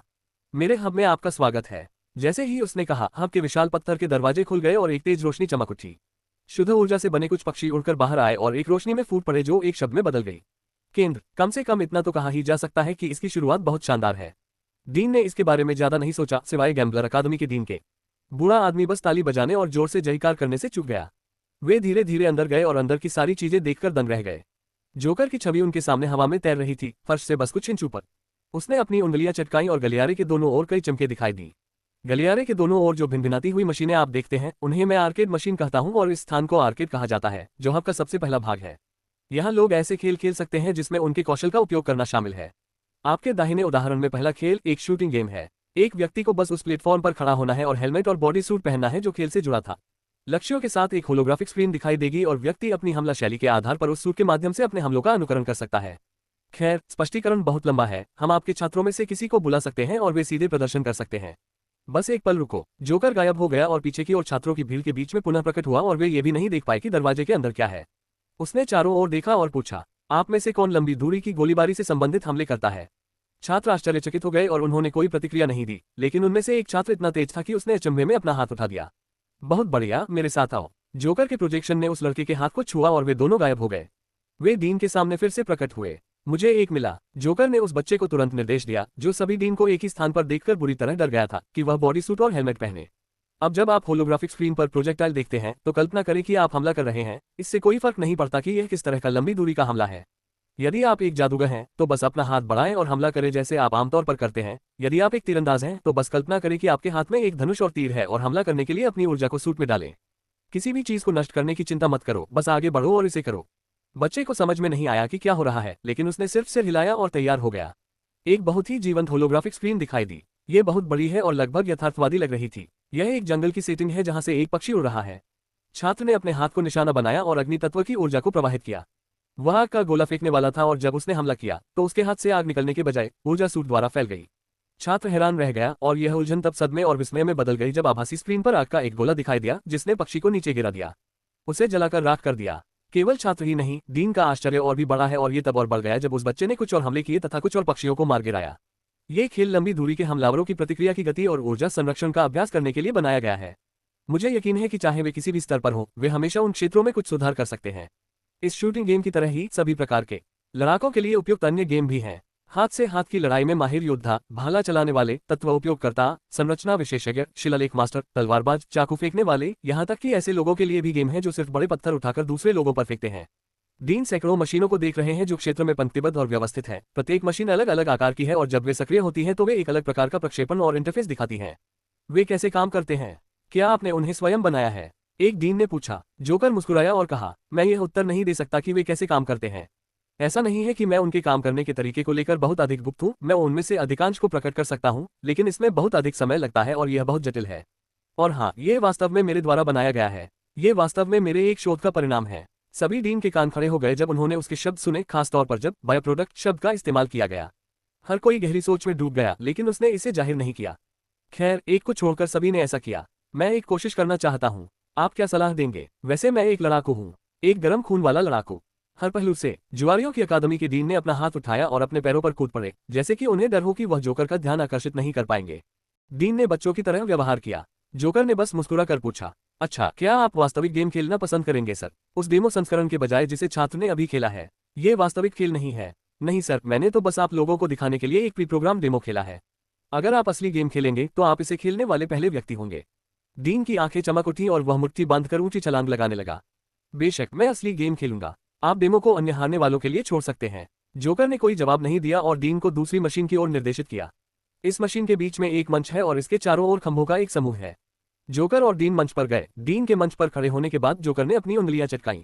एक सोने का सिक्का हवा में से प्रकट हुआ। जोकर के विपरीत, यह कोई प्रक्षेपण नहीं है, यह एक असली सिक्का है और उसके निर्देशों के अनुसार यह प्लेटफॉर्म के किनारे एक छोटे से स्लॉट में चला गया। जैसे ही सिक्का गिरा, प्रकाश का एक छल्ला चमक उठा और डीन के शरीर को स्कैन करने लगा। उसके सामने एक होलोग्राफिक स्क्रीन दिखाई दी। स्क्रीन पर डीन की छवि दिखाई दे रही थी और विवरण भरने के लिए कुछ खाली स्थान थे। कृपया अपना नाम बोले सर। वॉटन नाम स्लॉट में दिखाई दिया और फिर कुछ स्लॉट है जहां डीन को अपना पेशा चुनना था। उन्होंने इसे कॉलेज के डीन के रूप में चिन्हित किया और फिर उनकी लड़ाई शैली, अगर वह किसी भी मौलिक ऊर्जा का उपयोग करने जा रहे हैं या नहीं। सब कुछ चुनने के बाद मंच के चारों ओर लगे खंभों ने एक छवि प्रक्षेपित करना शुरू कर दिया। उस प्रक्षेपण के साथ ही एक चमकता हुआ पाठ उसकी आंखों के सामने प्रकट हुआ। इसमें लिखा था स्तर 1। प्रक्षेपण एक जंगल में बदल गया। वहां बहुत सारे पेड़ हैं और डीन अचानक अपनी आध्यात्मिक समझ खो बैठा, लेकिन इसके बारे में चिंता करने के बजाय वह उत्साहित हो गया। यह उसे पूरी तरह से अपनी प्रवृत्ति पर प्रतिक्रिया करने के लिए मजबूर करेगा। इससे युद्ध कौशल में बहुत सुधार होगा। वह पहले से ही इससे मिलने वाले लाभों को देख सकते थे। पेड़ों के भीतर से खरगोश जैसे जानवर उछलने लगे। वे सफेद और भूरे रंग की चमक की तरह थे, जैसे उन्होंने डीन को निशाना बनाया हो। उसने उन्हें मुक्का मारना शुरू कर दिया। जोकर और डीन तथा उनके पीछे चल रहे कुछ प्रशिक्षकों ने डीन को तेजी से खरगोशों पर मुक्का मारते हुए देखा। यह मशीन मुट्ठी लड़ाकों में त्वरित प्रतिक्रिया को बेहतर बनाने के लिए डिजाइन की गई है। वे मंच से उतर नहीं सकते हैं और उनकी कार्रवाई का क्षेत्र बहुत सीमित है। पहले स्तर को साफ करने की शर्त कम से कम 80% प्राणियों को हराना है। किसी प्रतियोगी ने कितने प्राणियों को हराया, उसने कितने प्रहार झेले तथा कितने प्राणियों को पूरी तरह से छोड़ दिया, इसके आधार पर अंक आवंटित किए जाएंगे। इसमें उन्हें जो अंक प्राप्त होंगे उन्हें हब पॉइंट्स में परिवर्तित किया जा सकता है, जिसे प्रतियोगी बाद में सोने के सिक्कों में बदल सकते हैं या हब लेनदेन के लिए मुद्रा के रूप में उपयोग कर सकते हैं। और इन खेलों को खेलने के लिए उन्हें कितना भुगतान करना होगा? एक प्रयास के लिए एक स्वर्ण सिक्का। यही वह है। डीन चौंक गए। सही भी था। एक प्रशिक्षण सत्र जो इस स्तर पर केंद्रित है और आवश्यक दृश्य सिमुलेशन और बढ़ी हुई कठिनाई भी प्रदान करता है, ये बहुत सस्ता है। हाँ, एक सोने के सिक्के के साथ हर कोई स्तर 1 से शुरू करने में सक्षम होगा। वे तब तक खेल सकते हैं जब तक वे जीवित रह सकते हैं। वर्तमान में उपलब्ध उच्चतम स्तर 120 है। यदि वे सक्षम हैं तो वे केवल एक सिक्के के साथ स्तर 120 तक भी पहुंच सकते हैं। जब वह बोल रहे थे, डीन ने लेवल 1 पास कर लिया। प्रक्षेपण में एक ध्वनि के साथ साथ कुछ आतिशबाजी का प्रदर्शन और एक शब्द दिखाई दिया, परफेक्ट लेवल क्लियर। जोकर उसकी ओर मुड़ा और मुस्कुराया। जैसा कि अपेक्षित था, इससे डीन के लिए कोई चुनौती नहीं होगी। डीन वॉटन अगले स्तर पर जाने वाला था, लेकिन जोकर ने उसे रोक दिया और उससे बात की। मैं जानता हूं कि आप डीन वॉटन को आजमाने के लिए उत्साहित हैं, लेकिन मैं विनम्रतापूर्वक आपसे अनुरोध करता हूं कि आप उत्साह को नियंत्रित रखें। आपके पास आजमाने के लिए बहुत अधिक रोमांचक और बहुत अधिक दिलचस्प चीजें हैं और मुझे आपको दिखाने की जरूरत है। तो कृपया अगर आप इसे अभी के लिए छोड़ सकते हैं। डीन वॉटन स्पष्ट रूप से अनिच्छुक थे, लेकिन जियोस अकादमी के डीन ने बात की। वॉटन, तुम्हें यहाँ बच्चों की तरह नखरे नहीं दिखाने चाहिए। हमारे पीछे हजारों लोग इंतजार कर रहे हैं। मुझे यकीन है कि तुम बाद में समय निकाल पाओगे। वॉटन ने अनिच्छा से सिर हिलाया, बिल्कुल एक बच्चे की तरह। जोकर ने आर्केड के भीतर मशीनों की अन्य श्रेणियों के बारे में संक्षिप्त जानकारी दी और अंततः वे अगले क्षेत्र में चले गए। अब यह क्षेत्र वास्तव में कक्षों से भरा हुआ है। मैं इस क्षेत्र को अनुसंधान क्षेत्र कहना चाहूंगा। अपने समय के दौरान मैंने सैकड़ों क्षेत्रों की यात्रा की है और मैं सभी प्रकार के लोगों से मिला हूं। और निश्चित रूप से मैंने हर संभव तरीके से ज्ञान प्राप्त किया। कुछ तरीके सबसे स्पष्ट हैं, जैसे पुस्तकों और स्क्रॉल या किसी अन्य रिकॉर्ड किए गए प्रारूप के रूप में उनका ज्ञान खरीदना कुछ इतने सुखद नहीं है। लेकिन सारा ज्ञान यही दर्ज है। इस ज्ञान की 3 मुख्य श्रेणियां हैं। एक है वनस्पति। इसमें इन सभी क्षेत्रों की वनस्पतियों का ज्ञान होता है। अगर आप कुछ खास गुणों वाली औषधीय जड़ी बूटियों या कुछ खास गुणों वाली लकड़ी या कुछ जहरीले पौधों और उन जहरों के इलाज के बारे में शोध करना चाहते हैं, तो आप इसके जरिए पा सकते हैं। फिर दूसरी श्रेणी जीव जंतु। इसमें विभिन्न जातियों के जानवरों और साधकों दोनों के बारे में जानकारी शामिल है। एल्व्स, किन्नर, किनपुरुष, राक्षस, लाइकन, दिग्गज, टाइटन्स। मैंने कई प्रजातियों से मुलाकात की है और मैं उन जानवरों की सूची भी नहीं बना सकता जिन्हें मैंने देखा है। आप इसकी सारी जानकारी यहाँ पा सकते हैं। अंतिम श्रेणी खनिजों की है। पत्थर, अयस्क, धातु, मिश्र धातु। आप इन सब के बारे में जानकारी प्राप्त कर सकते हैं। और खोज का प्रारूप वास्तव में बातचीत पर आधारित है। बोलते बोलते उसने एक कक्ष खोला। कृपया कोई बीच में आए। डीन में से एक ने मौका पाकर प्रवेश किया। कक्ष बहुत बड़ा नहीं है, लेकिन वहां एक बहुत ही आरामदायक कुर्सी है और उनके सामने एक बड़ी और तिरछी क्रिस्टल टेबल है। यह एक डिजिटल टच स्क्रीन की तरह है। जोकर की उंगलियों के एक झटके के साथ डेमो शुरू हो गया। जोकर का एक और चित्र सामने आया, लेकिन ये छोटा है और उसमें उसने सफेद वस्त्र पहना हुआ है। आप क्या खोजना चाहेंगे? छोटे प्रक्षेपण में पूछा गया। वनस्पति, जीव, खनिज। 3 विकल्प सामने आए और डीन ने वनस्पति का चयन किया। प्रक्षेपण बदल गया और सफेद वस्त्र एक पोशाक में बदल गया जो ऐसा लग रहा था जैसे ये बुने हुए होलोग्राफिक स्क्रीन से बना है। या यदि आप एक बड़ा प्रक्षेपण चाहते हैं तो आप पक्षी की आंखों का उपयोग करके एक बड़ा प्रक्षेपण कर सकते हैं। 11:31। प्रक्षेपण। पत्तियों। कृपया मुझे कुछ विवरण दीजिए। मुझे ऐसी जड़ी बूटियों की जानकारी चाहिए जो शरीर की प्राकृतिक गर्मी को बढ़ाती हैं, व्यक्ति की पौरुष शक्ति और जीवन शक्ति को बढ़ाती हैं। उसने सहजता से कहा और फिर प्रक्षेपण एक तरफ चला गया। प्रोजेक्टेड स्क्रीन पर बहुत सारा डेटा स्क्रॉल होने के बाद एक संख्या दिखाई दी। खोज से मेल खाते 3278 परिणाम। अधिक विवरण के साथ इसे फिल्टर करें। फिर डीन ने और अधिक जानकारी देनी शुरू की। खेती का स्तर, जड़ी बूटी की शक्ति, संभावित वांछनीय दुष्प्रभाव, संभावित आकार, संभावित दुर्लभता, और जितना अधिक वह आगे बढ़ता गया, संख्या उतनी ही कम होती गई। 1 दर्जन से अधिक फिल्टर के बाद भी यह अभी भी 3 अंकों की संख्या दिखाता है। अंत में उन्होंने इसे स्थानों के साथ फिल्टर किया और उन जड़ी बूटियों के बारे में पूछा जो पड़ोसी 3 क्षेत्रों में उपलब्ध हैं। लेकिन उन्हें लगा कि यह फिल्टर हास्यास्पद होगा, लेकिन उन्हें आश्चर्य हुआ कि यह वास्तव में 2 अंकों की संख्या तक कम हो गया। क्या यह इतना सटीक हो सकता है? उसने जोकर से पूछा। बेशक, आप वास्तव में ये सारा डेटा डाउनलोड भी कर सकते हैं और अपने समय पर इसका उपयोग कर सकते हैं। डेटा में जड़ी बूटियों का विवरण, एक छवि, यहां तक कि क्षेत्र, ग्रह और ग्रह के भीतर एक मोटे क्षेत्र के स्थानिक निर्देशांक भी शामिल होंगे जो इसके पारिस्थितिकी तंत्र और भौगोलिक कारकों पर आधारित होंगे। लेकिन निश्चित रूप से सूचना के स्तर के आधार पर कीमत बढ़ेगी। चूंकि आपके पास 20 जड़ी बूटियों के बारे में जानकारी है, इसलिए इसकी कीमत लगभग 20 से 30 सोने के सिक्के होगी। खोज फंक्शन की कीमत केवल 1 सोने का सिक्का है। डीन एक बार फिर प्रभावित हुए। और वैसे इसमें एक आश्चर्य है, ये डेटा सीधे दस्तावेजों के रूप में प्राप्त किया जा सकता है या उन्हें कठपुतली के लिए आपको मिले कलाई बैंड पर भेजा जा सकता है। आप उन्हें छोटी होलोग्राफिक स्क्रीन पर देख सकते हैं, या यदि आप बड़ा प्रक्षेपण चाहते हैं तो आप पक्षी की आंखों का उपयोग करके बड़ा प्रक्षेपण कर सकते हैं। जैसे जैसे जोकर ने और अधिक विवरण समझाया, डीन ने अपना मुंह चौड़ा कर लिया और कहा कि यह हब का सिर्फ दूसरा चरण है। हब के अंदर और भी कई चीजें हैं जो उन्हें और अधिक चौंका देंगी। और वे बहुत हैरान हुए। अगला चरण वह है जिसे जोकर ने प्रयोग सिम्युलेटर क्षेत्र के रूप में पेश किया। ये ज्यादातर उन पेशेवरों के लिए है जो लोहारी, अन्य शिल्पकला, संरचनाओं और शिलालेखों में कुशल हैं। वास्तविक सामग्रियों के साथ बाहर प्रयोग करने के बजाय वे वास्तव में अपने इच्छित वातावरण का अनुकरण कर सकते हैं, साथ ही सिमुलेशन चलाने के लिए सभी सामग्री और कारक भी। उनके पास समय त्वरण फंक्शन भी है जो उन्हें प्रतीक्षा और तैयारी में अनावश्यक समय बर्बाद करने की अनुमति देगा।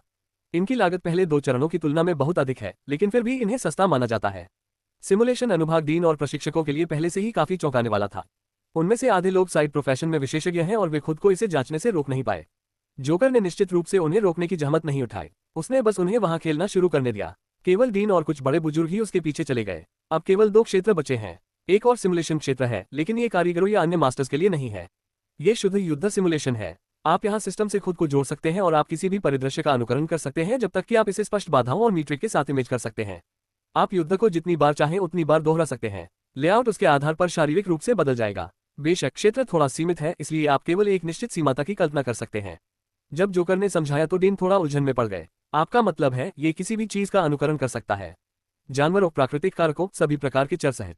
हाँ, यह अनुकरण यथार्थ के जितना संभव हो सके उतना करीब होगा। यह एक नए शोध का परिणाम है जिसमें मैं एक सफलता तक पहुंचने में कामयाब रहा।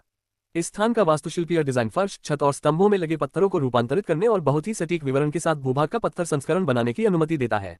और मेरी एक नई तकनीक है जो मुझे पत्थर की प्रतिकृति को मॉर्फ करके किसी भी व्यक्ति की कल्पना को फिर से बनाने और अनुकरण करने की अनुमति देती है। आप चाहें तो इसका डेमो भी कर सकते हैं। डीन सभी घबराकर चुप हो गए। उन्होंने एक दूसरे की तरफ देखा और उन्होंने महसूस किया कि अगर ये तकनीक वाकई व्यवहार्य है तो इससे कितनी खतरनाक संभावनाएं पैदा हो सकती हैं। वे इसे आजमाने से भी डरते हैं क्योंकि अगर यह वाकई सच है तो वे नहीं चाहते कि वे इस सच्चाई का सामना करने वाले पहले व्यक्ति बने। लेकिन जाहिर है उनमें से सभी डरे हुए नहीं हैं। गैम्बलर्स अकादमी के डीन वॉटन ने इतनी ऊंची छलांग लगाई कि वह लगभग छत से टकरा गए। मैं, वॉटन, इस जगह के प्रदर्शन का अनुभव करने के लिए एकमात्र योग्य व्यक्ति हूँ। मुझे अनुमति दें। वह बहुत उत्साहित है। उसकी खुशी उस बच्चे के बराबर है जिसे अभी अभी यह बताया गया हो कि वह अपने जीवन के बाकी समय के लिए कैंडी स्टोर का मालिक बन गया है और मुफ्त कैंडी का आनंद ले सकता है। शायद उससे भी ज्यादा। जोकर ने वॉटन का खुले हाथों से स्वागत किया और अगले 30 मिनट तक डीन और जोकर के सामने जो चीजें आई वे ऐसी थी जिन्हें वे जीवन भर नहीं भूल पाएंगे। जोकर इसे कभी नहीं भूलेगा क्योंकि उसे अपनी खुद की रचना पर बहुत गर्व है और डीन को भी एहसास हुआ कि यह आविष्कार कितना भयानक है। उनका मानना था कि यह पूरे शैक्षणिक क्षेत्र के परिदृश्य को बदल देगा क्योंकि इससे शिक्षण के बिल्कुल नए तरीके खुलेंगे। ज़ियोस अकादमी के डीन ने जोकर की ओर मुड़कर गंभीर लेकिन थोड़े अस्थिर स्वर में पूछा, यदि आप बुरा न माने तो पूछिए, क्या आप किसी अन्य क्षेत्र में कोई अन्य केंद्र खोलने की योजना बना रहे हैं? फिलहाल नहीं, मेरे पास पहले से ही बहुत काम है, सिर्फ इसे बनाए रखने की कोशिश में। और यहाँ की बहुत सी चीजें नई खोज हैं, इसलिए मैं डेटा इकट्ठा करने और उसे बेहतर बनाने में व्यस्त रहूंगा। इसलिए निकट भविष्य में कोई दूसरी शाखा खोलने की कोई योजना नहीं है। ये सुनकर डीन ने राहत की सांस ली और अगले ही पल उनकी सभी आंखों में आग जल उठी। वॉटन को छोड़कर, जो सिर्फ इसलिए उत्साहित था क्योंकि यह खिलौना उसे क्या दे सकता है, बाकी सभी महत्वाकांक्षा और इस मशीन का उपयोग करके उन्हें मिलने वाली चीजों से जल रहे थे। उनमें से कई लोग जोकर से इसे बेचने के लिए कहने को ललचाते हैं और यह कहना झूठ होगा कि उनके मन में इसे प्राप्त करने का कोई अजीब विचार नहीं था। चलिए कहें कि अधिक अमृत तरीकों से। लेकिन उनके लिए यह निराशाजनक है कि वे अकादमिक क्षेत्र में हैं। जब तक जोकर इन सेवाओं को बेचने वाला एक पंजीकृत और वैध व्यापारी है तब तक उससे ये सेवा छीनने की कोशिश करना एक अपराध होगा और अकादमिक क्षेत्र का संरक्षक गठन ये सुनिश्चित करेगा कि वे फंस जाएं। बेशक उन्होंने अपनी इच्छाओं को संकुचित कर लिया। वे बस जोकर के दौरे के खत्म होने का इंतजार कर रहे थे। ये सिमुलेशन सेक्शन बहुत बड़ा है और इसने कई एकड़ को कवर किया है, लेकिन ये सब इमारत की दीवारों के भीतर ही सीमित है। भले ही लोगों को एहसास हो गया कि यह एक बड़ा निर्माण है, लेकिन यह उनकी कल्पना से कहीं ज्यादा बड़ा है। इस क्षेत्र को पार करने के बाद एक अंतिम क्षेत्र बचा था। खैर, ये खंड उन सभी में सबसे अच्छा नहीं है और वास्तव में बाकी की तुलना में थोड़ा निराशाजनक है, लेकिन यह वह जगह है जहां लोग आपको कमीशन दे सकते हैं। कमीशन युद्ध की रणनीतियों, घात योजनाओं, हथियार डिजाइन, दवा व्यंजनों, संरचना डिजाइन, जो भी हो के बारे में हो सकता है। वे यहाँ आ सकते हैं, अपनी आवश्यकताएं बता सकते हैं और यहाँ से समाधान और दिशा प्राप्त कर सकते हैं। ये कैसे काम करता है? क्या आपके पास कोई टीम है जो ये काम करती है? नहीं, अधिकांश कार्य मेरे इनपुट के आधार पर सिस्टम द्वारा किए जाते हैं। डीन को ये बात समझ में नहीं आई। वे जो कुछ भी देख चुके हैं उससे वे हैरान हैं और उन्हें विश्वास है कि यह सिस्टम या जोकर इसे जो भी नाम देता है वह ऐसा कर सकता है, लेकिन वे अभी भी इसकी संभावना के बारे में संशय में हैं। जोकर बस समझाता रहा, यह अवधारणा बहुत सरल है। मान लीजिए आप एक नए हथियार की तलाश कर रहे हैं जो आपकी आवश्यकताओं के अनुरूप हो। उदाहरण के लिए एक कृपाण। सबसे पहले आपको एक वर्चुअल स्पेस में प्रवेश करना होगा और अपने दिमाग से एक कृपाण का अनुकरण करना होगा। आपको उन तकनीकों का प्रदर्शन करना होगा जो आपके युद्ध कौशल का मूल आधार है और उसके आधार पर सिस्टम विभिन्न परिदृश्यों का अनुकरण करेगा। आप उन लड़ाइयों को तब तक लड़ेंगे जब तक आपकी इच्छा शक्ति इसका समर्थन कर सकती है और पर्याप्त डेटा एकत्र करने के बाद सिस्टम आपको कृपाण के डिजाइन प्रदान करेगा। यह आपकी हरकतों में सभी संभावित गलतियों की गणना और विश्लेषण करेगा और उचित वजन अनुपात, आकार, संतुलन, सामग्री और कई अन्य कारकों का अनुमान लगाएगा जिन्हें मैं अभी सूचीबद्ध नहीं कर सकता। यह इस डेटा के आधार पर कई डिजाइन बनाएगा और प्रत्येक डिजाइन को ग्रेडिंग सिस्टम के आधार पर रेट किया जाएगा। आप डिजाइन और फोर्जिंग विधि के साथ साथ एक निश्चित मात्रा में सिक्कों के साथ फोर्जिंग का एक सिम्युलेटेड वीडियो खरीद सकते हैं। इस तरह से एक प्रतियोगी बाहर से एक लोहार को काम पर रख सकता है और अपना आदर्श हथियार बना सकता है। डीन इससे बहुत प्रभावित हुए। इससे छात्रों और प्रशिक्षकों को कस्टम हथियारों में बहुत सुधार करने में मदद मिलेगी। क्या आप इन्हें स्वयं नहीं बनाते? बेशक हम कर सकते हैं, लेकिन हम द्वारा हथियार तैयार करने की आवश्यकताएं बहुत अधिक है। क्यों? क्या फोर्जिंग की गुणवत्ता इतनी उच्च है? ये वास्तव में बहुत अधिक है, लेकिन मैं ये दावा नहीं कर सकता कि हम सर्वश्रेष्ठ हैं। इसका कारण ये सुनिश्चित करना है कि इस क्षेत्र के लोहारों और अन्य कारीगरों को हब के कारण नुकसान न उठाना पड़े। हब की स्थापना पूरे क्षेत्र को विकसित करने के प्रयास में की गई है। यह एक सहायक कारक होना चाहिए। इसलिए हथियार बनाने के लिए बाहर से किसी लोहार को बुलाने से लोहार को हथियार बनाने की सामग्री, डिजाइन और निर्माण के ज्ञान का लाभ मिलेगा।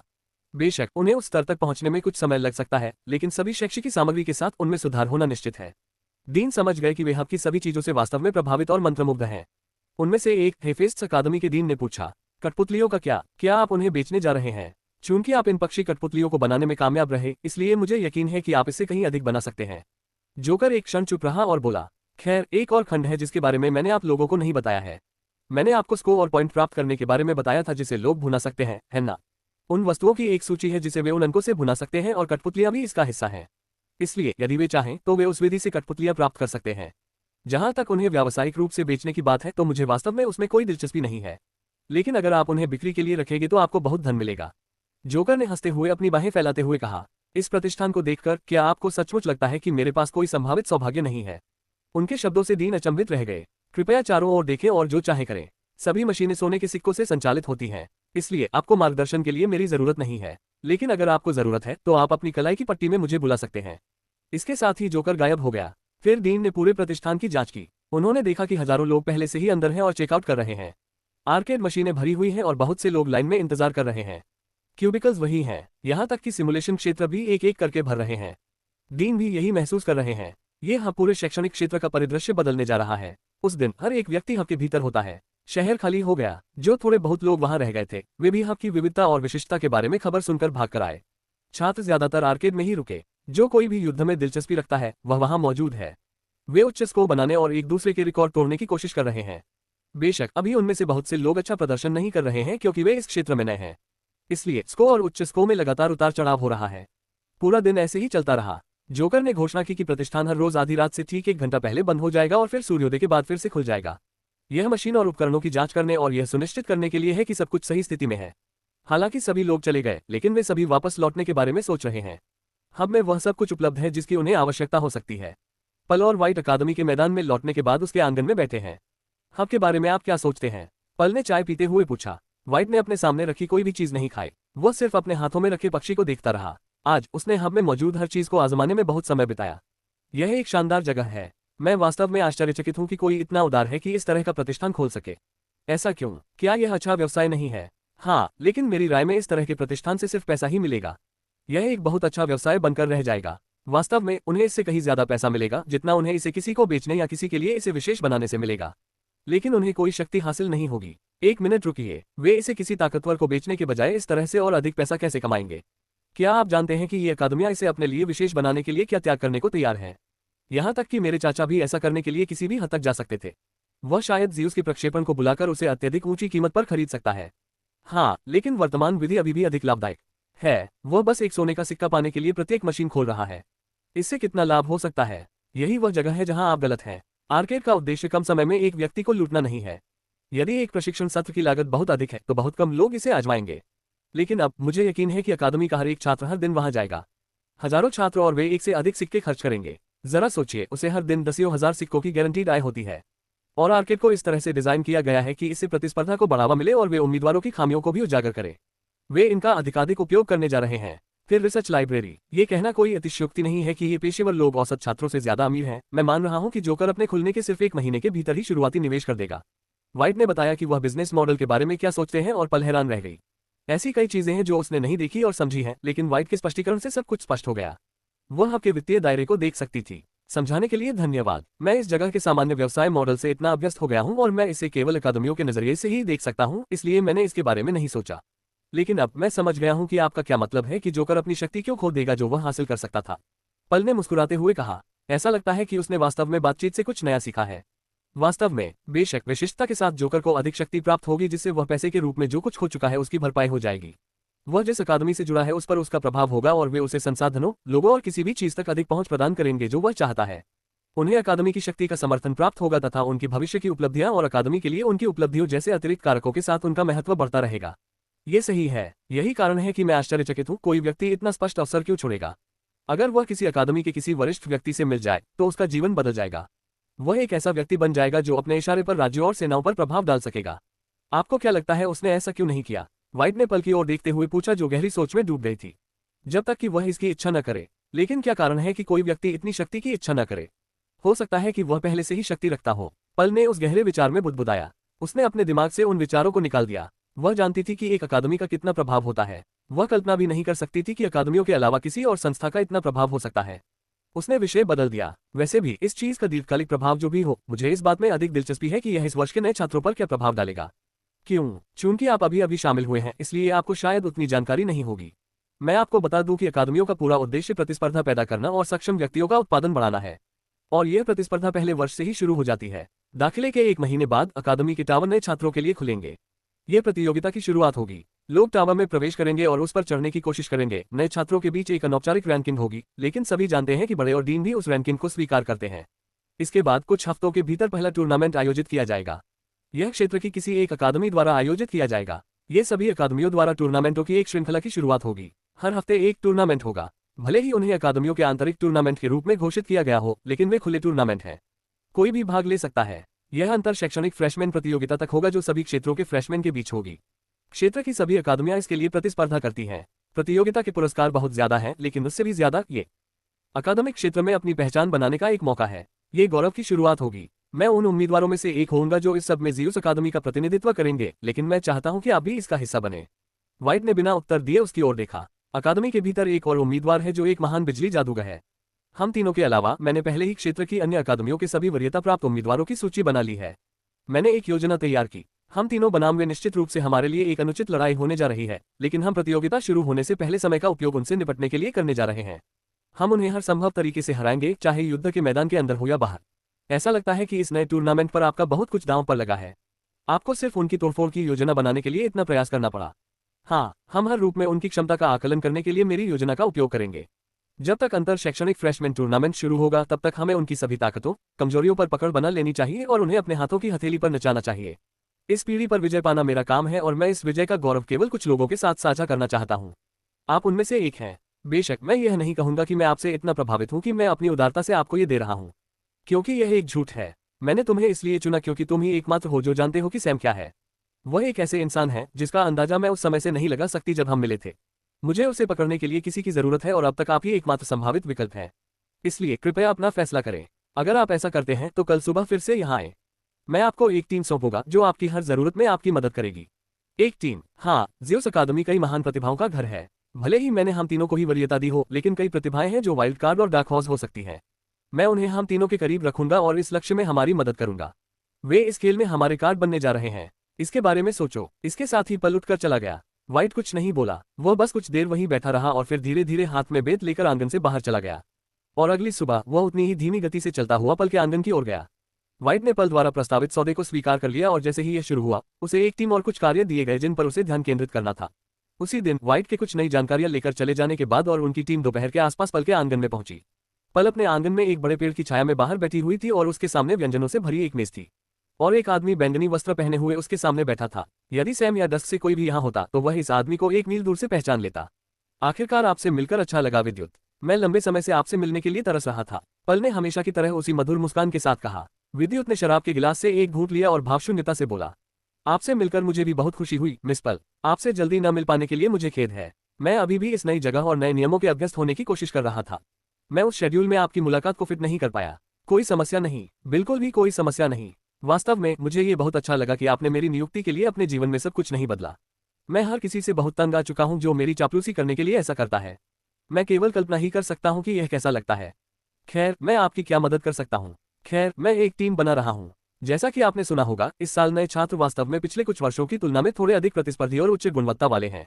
और आपको पता ही होगा कि हमारी अकादमियां कितनी प्रतिस्पर्धी हैं। पल ने यही विचार विद्युत के सामने रखा और उन्होंने व्हाइट जितना प्रतिरोध भी नहीं दिखाया। मैं सहमत हूँ। मुझे यह विचार पसंद है। ये जितना मैंने सोचा था उससे कहीं अधिक आसान था। मैंने अभी तक अपने आकर्षण का उपयोग भी नहीं किया था। मैं दिन के किसी भी समय आकर्षण की अपेक्षा एक अच्छी तरह से तैयार की गई योजना को अधिक पसंद करता हूँ। ओह, लगता है तुम्हें चाम के साथ बुरे अनुभव हुए। दिल टूट गया? पल ने उसी फीकी मुस्कान के साथ पूछा। नहीं, सच में नहीं। मैंने जादू की तुलना में योजना के कारण बहुत कम लोगों को मरते देखा है। वैसे अगर आपको कोई आपत्ति ना हो तो मैं विदा लेना चाहूंगा। मुझे प्रशिक्षण के लिए जाना है। मेरे दल के सदस्यों को मेरे आंगन में उन कार्यों की सूची के साथ भेजो जो मुझे करने हैं। पल के जवाब देने से पहले ही विद्युत वहां से चला गया। पल को कोई आपत्ति नहीं थी, बल्कि वह उत्सुक थी। सैम पहला व्यक्ति था जो उसकी मीठी बातों से पूरी तरह से अछूता था। दूसरा है व्हाइट। भले ही वह व्हाइट से पर्याप्त सद्भावना प्राप्त करने में सफल रही हो, लेकिन उसने कभी यह सोचना भी शुरू नहीं किया कि वह उसे अपने जाल में फंसा चुकी है। अब विद्युत, यह आदमी इससे अधिक स्पष्ट नहीं कर सकता कि उसे उसके करीब आने में कोई दिलचस्पी नहीं है। वह वास्तव में तरोताजा महसूस कर रही है। उसने विद्युत से जो कहा वह झूठ नहीं है। वह हर उस व्यक्ति से थक चुकी है जो उसके साथ चापलूसी करने की कोशिश कर रहा है। अब जब 3 किरदार हैं तो वह बहुत खुश है। विद्युत के जाने के बाद वह अकेली अपने घर में वापस चली गई और बेसमेंट के एक कमरे में चली गई। कमरे की दीवारें तस्वीरों, सूचनाओं से भरी हैं और बीच में रखी टेबल भी वही है। अलग अलग जगहों पर स्याही से भरे कई ब्रश रखे हैं। ये वह जगह है जहां वह अपना होमवर्क करती है। अभी वह दीवार के एक कोने के सामने रुकी जहां उनकी योजना का पहला चरण शुरू होने वाला था। इतनी सारी जानकारी और रेखाचित्रों के साथ कोई सोच सकता है कि यह एक बहुत ही जटिल योजना है। हालांकि यह एक तरह से बहुत सीधी सादी भी है। उसने सभी अकादमियों से कई उम्मीदवारों को चुना है और एक सूची बनाई है। वह इसे अपनी हिट लिस्ट मानती है। बेशक वे उसके लिए हत्या के लक्ष्य नहीं है, बल्कि उनका विकास उसके लिए लक्ष्य है। उसकी सूची में शामिल सभी लोगों पर वह और उसकी टीमें हर दिन नजर रखेंगी। अगर संभव हो तो वह उनके जीवन के हर पल की रिपोर्ट भी लेने की कोशिश कर रही है। जब तक वह उनके बारे में सब कुछ नहीं जान लेती, उसे चैन नहीं मिलेगा। दिनचर्या, उनकी आदतें, भोजन में स्वाद, वे लोग जिन्हें वे पसंद करते हैं, वे स्थान जहां वे जाते हैं, उनके आक्रमण पैटर्न, विचार प्रक्रिया, प्रशिक्षण अवधि, सुख, इच्छाएं। वह अकादमियों के अंदर और बाहर हर चीज पर नजर रखने जा रही है। और उसके लिए सौभाग्य की बात है कि हब खुल गया है और इनमें से ज्यादातर लक्ष्य वहां काफी समय भी बिता रहे हैं।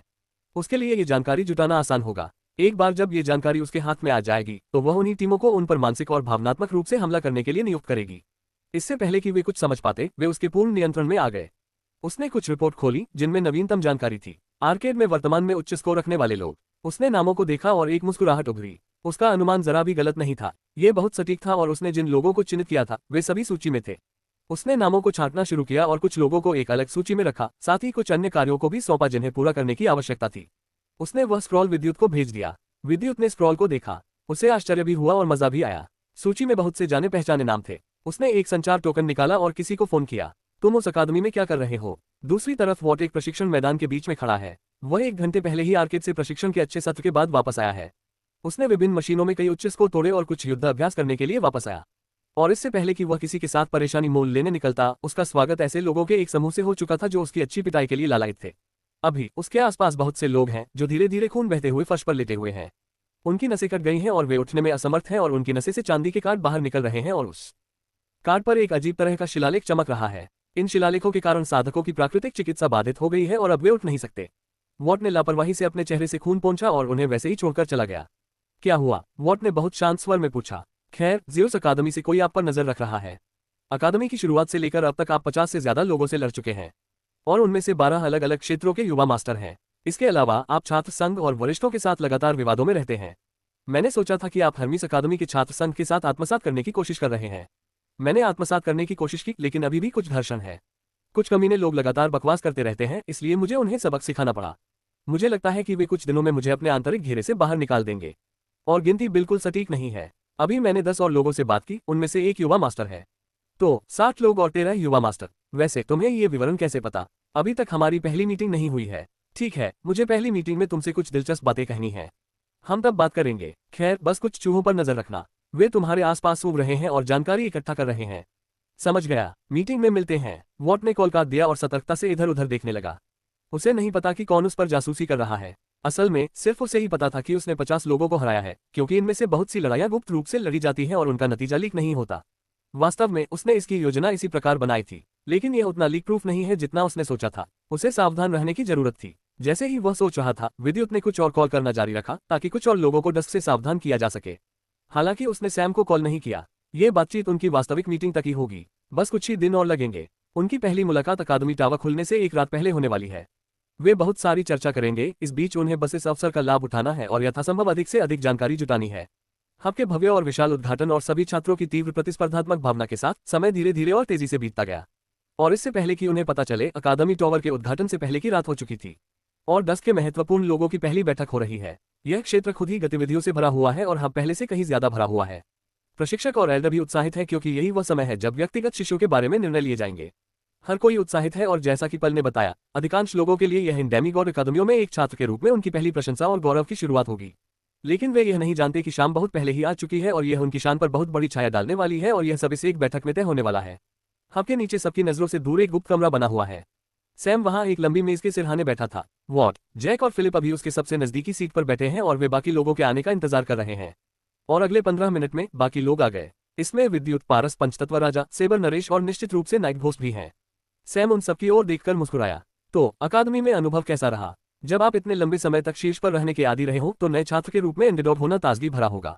सैम ने प्रसन्न स्वर में पूछा। बाकी लोग बस हंसते रहे और कुछ नहीं बोले। खैर चलिए सीधे मीटिंग पर आते हैं। मुझे लगता है कि हमारे पास ज्यादा समय नहीं है, इससे पहले कि कोई यह नोटिस कर ले कि हम सभी वहां नहीं हैं। और विद्युत ने हाल ही में जो कुछ कहा है उसके आधार पर पल को शायद संयोग का एहसास हो। विद्युत, आप क्या कहते हैं? सैम, ऐसा होने की बहुत संभावना है। वह बहुत ज्यादा सावधान और चालाक है। उसके पास बहुत सारी योजनाएं हैं, समझाने की परवाह, इसलिए मुझे उसके साथ गठबंधन में आमंत्रित किया गया। पल, व्हाइट और मैं ज़ीउस अकादमी के 3 वरीयता प्राप्त उम्मीदवार होंगे और उसके अपने शब्दों में वह अपना गौरव हमारे साथ साझा करना चाहती है। लेकिन सीधे शब्दों में कहें तो वह उसी तकनीक का पालन कर रही है जो हम आमतौर पर अपनाते हैं। उन्होंने उन सभी उम्मीदवारों की सूची बनाई जो अकादमियों में अच्छा प्रदर्शन कर रहे हैं और आप सभी लोग उस सूची में हैं। कम से कम मैं तो यही मानता हूं, क्योंकि उन्होंने मुझे जो सूची दी जो पूरी नहीं है उसमें मैंने पहले से ही 3 नाम लिखे थे। वोट उस सूची में शीर्ष पर हैं। उसने मुझे एक टीम और कार्यों की एक सूची दी जो मुझे करने थे। पिछले कुछ दिनों में कुछ लोग अकादमी के अंदर और बाहर इन लोगों की हर हरकत पर नजर रख रहे हैं। मुझे नहीं पता कि अलग अलग अकादमियों के अंदर से कौन जानकारी दे रहा है, लेकिन बाहरी जानकारी सीधे मेरे अधीन काम करने वाले टीम के साथ ही इकट्ठा कर रहे हैं। उनमें से एक वोट पर नजर रख रहा है। वह जो कुछ भी करता है उसे वीडियो फॉर्मेट में रिकॉर्ड कर रहा है। आर्केड में उसकी लगातार दौड़, नालन के रेस्तरां में उसका खाना, जिन लोगों से वह मिल रहा है, और जब भी वॉट जंगल में जाता है तो बस अकेले और शांत रहने के लिए। अभी उसके पास सारी जानकारी है। वास्तव में वही ये भी जानती है कि कितने लोग उसके खिलाफ द्वेष रखते हैं और कितनी महिलाएं उसमें रुचि रखती हैं। वह बहुत विस्तृत जानकारी दे रही है और वह अपनी सूची में शामिल प्रत्येक सदस्य के साथ ऐसा कर रही है, और मुझे अब तक उनकी सूची का पूरा विस्तार भी पता नहीं है। मैं प्रभावित हूँ। वह जितना मैंने उसे श्रेय दिया है उससे कहीं ज्यादा समझदार है, लेकिन वह इस तरह की कोशिश करने के लिए थोड़ी बहुत नौसिखिया है। खैर, उसे सोचने दो और जो वह चाहती है वह करो। टीम के बाकी लोग तुम्हारा सहयोग करेंगे। अगर आपको कुछ नकली लड़ाइयां भी करनी पड़े तो उसे ठीक से बेचना चाहिए। उसे इस बात पर संदेह नहीं होना चाहिए कि हम साथ मिलकर काम कर रहे हैं। सैम बोला और फिर वॉट की ओर मुड़ा। क्या हुआ तुम्हें? मैंने सुना है कि तुम अपने सहपाठियों को तुम्हारे साथ ताश का खेल खेलने के लिए कह रहे हो। जब मैं वहां नहीं था तो तुम जुआरी बन गए थे। वॉट ने बस कंधे उचका दिए। वह जानता था कि सैम उसे समझता है और उसे चिंता करने की जरूरत नहीं है। अपने रिश्ते के जरिए वे इन चीजों को नजरअंदाज कर सकते हैं। सैम को बाकी लोगों से कुछ और जानकारी मिली। वे सभी अपनी अकादमी के लोगों से सही मात्रा में ध्यान आकर्षित कर रहे हैं। सैम वास्तव में थोड़ा हैरान है कि पल ने उन सभी को बीच के रूप में चिन्हित किया। तो आपके साथ क्या सौदा है? आपने कहा था कि आप हमें बताएंगे कि इस बीच वह क्या कर सकता है। अब तक मैं केवल यही देख रहा हूं कि यह एक बहुत अच्छी प्रशिक्षण जगह है। क्या आप वाकई अकादमियों के इन जोकरों को प्रशिक्षित करना चाहते हैं? फिलिप ने पूछा। वह अब अपनी जिज्ञासा को रोक नहीं सका। सैम ने हंसते हुए कहा, फिलहाल यही हमारी नकदी गाय होगी। जहां तक अन्य कार्यों की बात है, मैं उन्हें आपको तब दिखाऊंगा जब उन्हें क्रियान्वित करने का समय आएगा। इस बीच हमें सभी नए छात्रों वाली अकादमियों को चौकन्ना रखना होगा।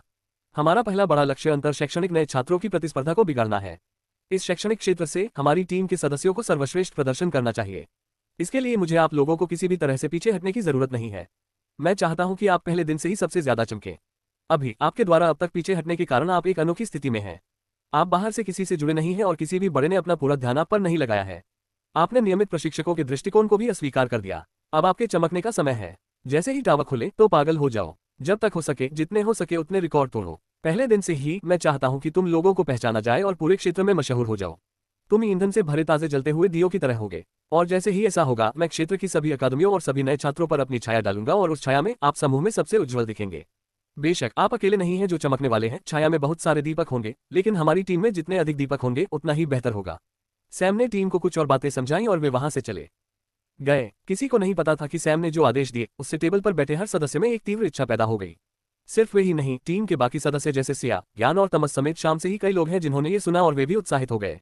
वे इस बात से निराश हैं कि वे इस योजना में भाग नहीं ले सकते और अब वे इस बाधा को तोड़ने तथा दिव्य स्तर में प्रवेश करने के लिए गहन प्रशिक्षण ले रहे हैं। और ये ज्वलंत इच्छाएं पूरे क्षेत्र को आग में झोंक देंगी। अगली सुबह भोर में अब आखिरकार थोड़ा खाली लग रहा था। एक भी नया छात्र नजर नहीं आ रहा था। सभी अपने अपने अकादमियों के टावरों के आसपास इकट्ठे हुए थे। ये टावर अकादमियां बहुत प्रतिष्ठित हैं और अपने साथ बहुत सारी विरासत लेकर आए हैं। कोई भी व्यक्ति इस टावर पर पूरी तरह से नहीं चढ़ पाया है और किसी को ये भी नहीं पता कि इसमें वास्तव में कितनी मंजिलें हैं। और टावर की ऊंचाई का वास्तविक मंजिलों की संख्या से कोई लेना देना नहीं है। और टावर में प्रवेश करने और भाग लेने का तरीका वास्तव में बहुत ही सरल है। टावर की हर मंजिल पर युद्ध परीक्षण होते हैं। एक बार जब कोई पहली मंजिल पार कर लेता है तो वह दूसरी मंजिल पर चढ़ जाता है और फिर तीसरी मंजिल पर और इसी तरह आगे बढ़ता है। और युद्ध परीक्षण व्यक्ति के साधना स्तर के अनुपात में होंगे। चूंकि अकादमियों में साधना के 4 चरणों के छात्र हैं, इसलिए व्यक्ति कितनी दूर तक चढ़ सकता है इसके आधार पर 4 रैंकिंग सूचियां हैं। किसी व्यक्ति की रैंक तय करने के लिए 2 कारक हैं, उनके द्वारा प्राप्त कुल अंक और उनके द्वारा चढ़ी गई मंजिलों की संख्या। प्रत्येक मंजिल पर एक छात्र लगभग 1000 अंक प्राप्त करता है, लेकिन वे मंजिल को तभी पास कर सकते हैं जब वे 500 से अधिक अंक प्राप्त करें। कट ऑफ बहुत ज्यादा नहीं लग सकता है, लेकिन 10% से भी कम लोग कभी 550 अंक पार करते हैं और 5% से भी कम लोग कभी 600 अंक पार करते हैं। 750 से अधिक अंक वाले लोग शीर्ष 1% में आते हैं। जब कोई व्यक्ति टावर पर चढ़ने का प्रयास करता है तो उसके अंकों की गिनती शुरू हो जाती है और चढ़ाई के अंत में जब वह अंततः हार जाता है या उसे हार का सामना करना पड़ता है तो उसकी सबसे ऊंची मंजिल और सभी मंजिलों से प्राप्त अंकों की कुल संख्या के आधार पर उसकी रैंक तय की जाती है। किसी अन्य छात्र को पीछे छोड़कर टावर पर ऊपर चढ़ने के लिए अभ्यर्थी को 2 शर्तें पूरी करनी होंगी।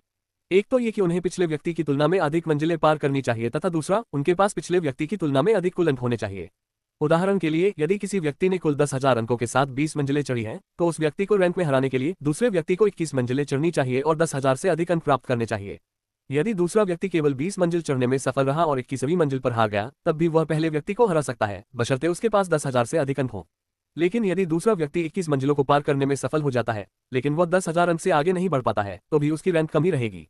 कई पीढ़ियों से बहुत से छात्रों ने इस अजीबोगरीब तरीके से अपनी असंतुष्टि दिखाई है, लेकिन वे इसे बदल नहीं पाए। लेकिन फिर भी हर कोई सबसे ऊंची मंजिल को पार करना चाहता है और हर कोई सबसे ज्यादा स्कोर चाहता है। हब से अतिरिक्त प्रशिक्षण और सुधारों के साथ हर कोई आशान्वित है।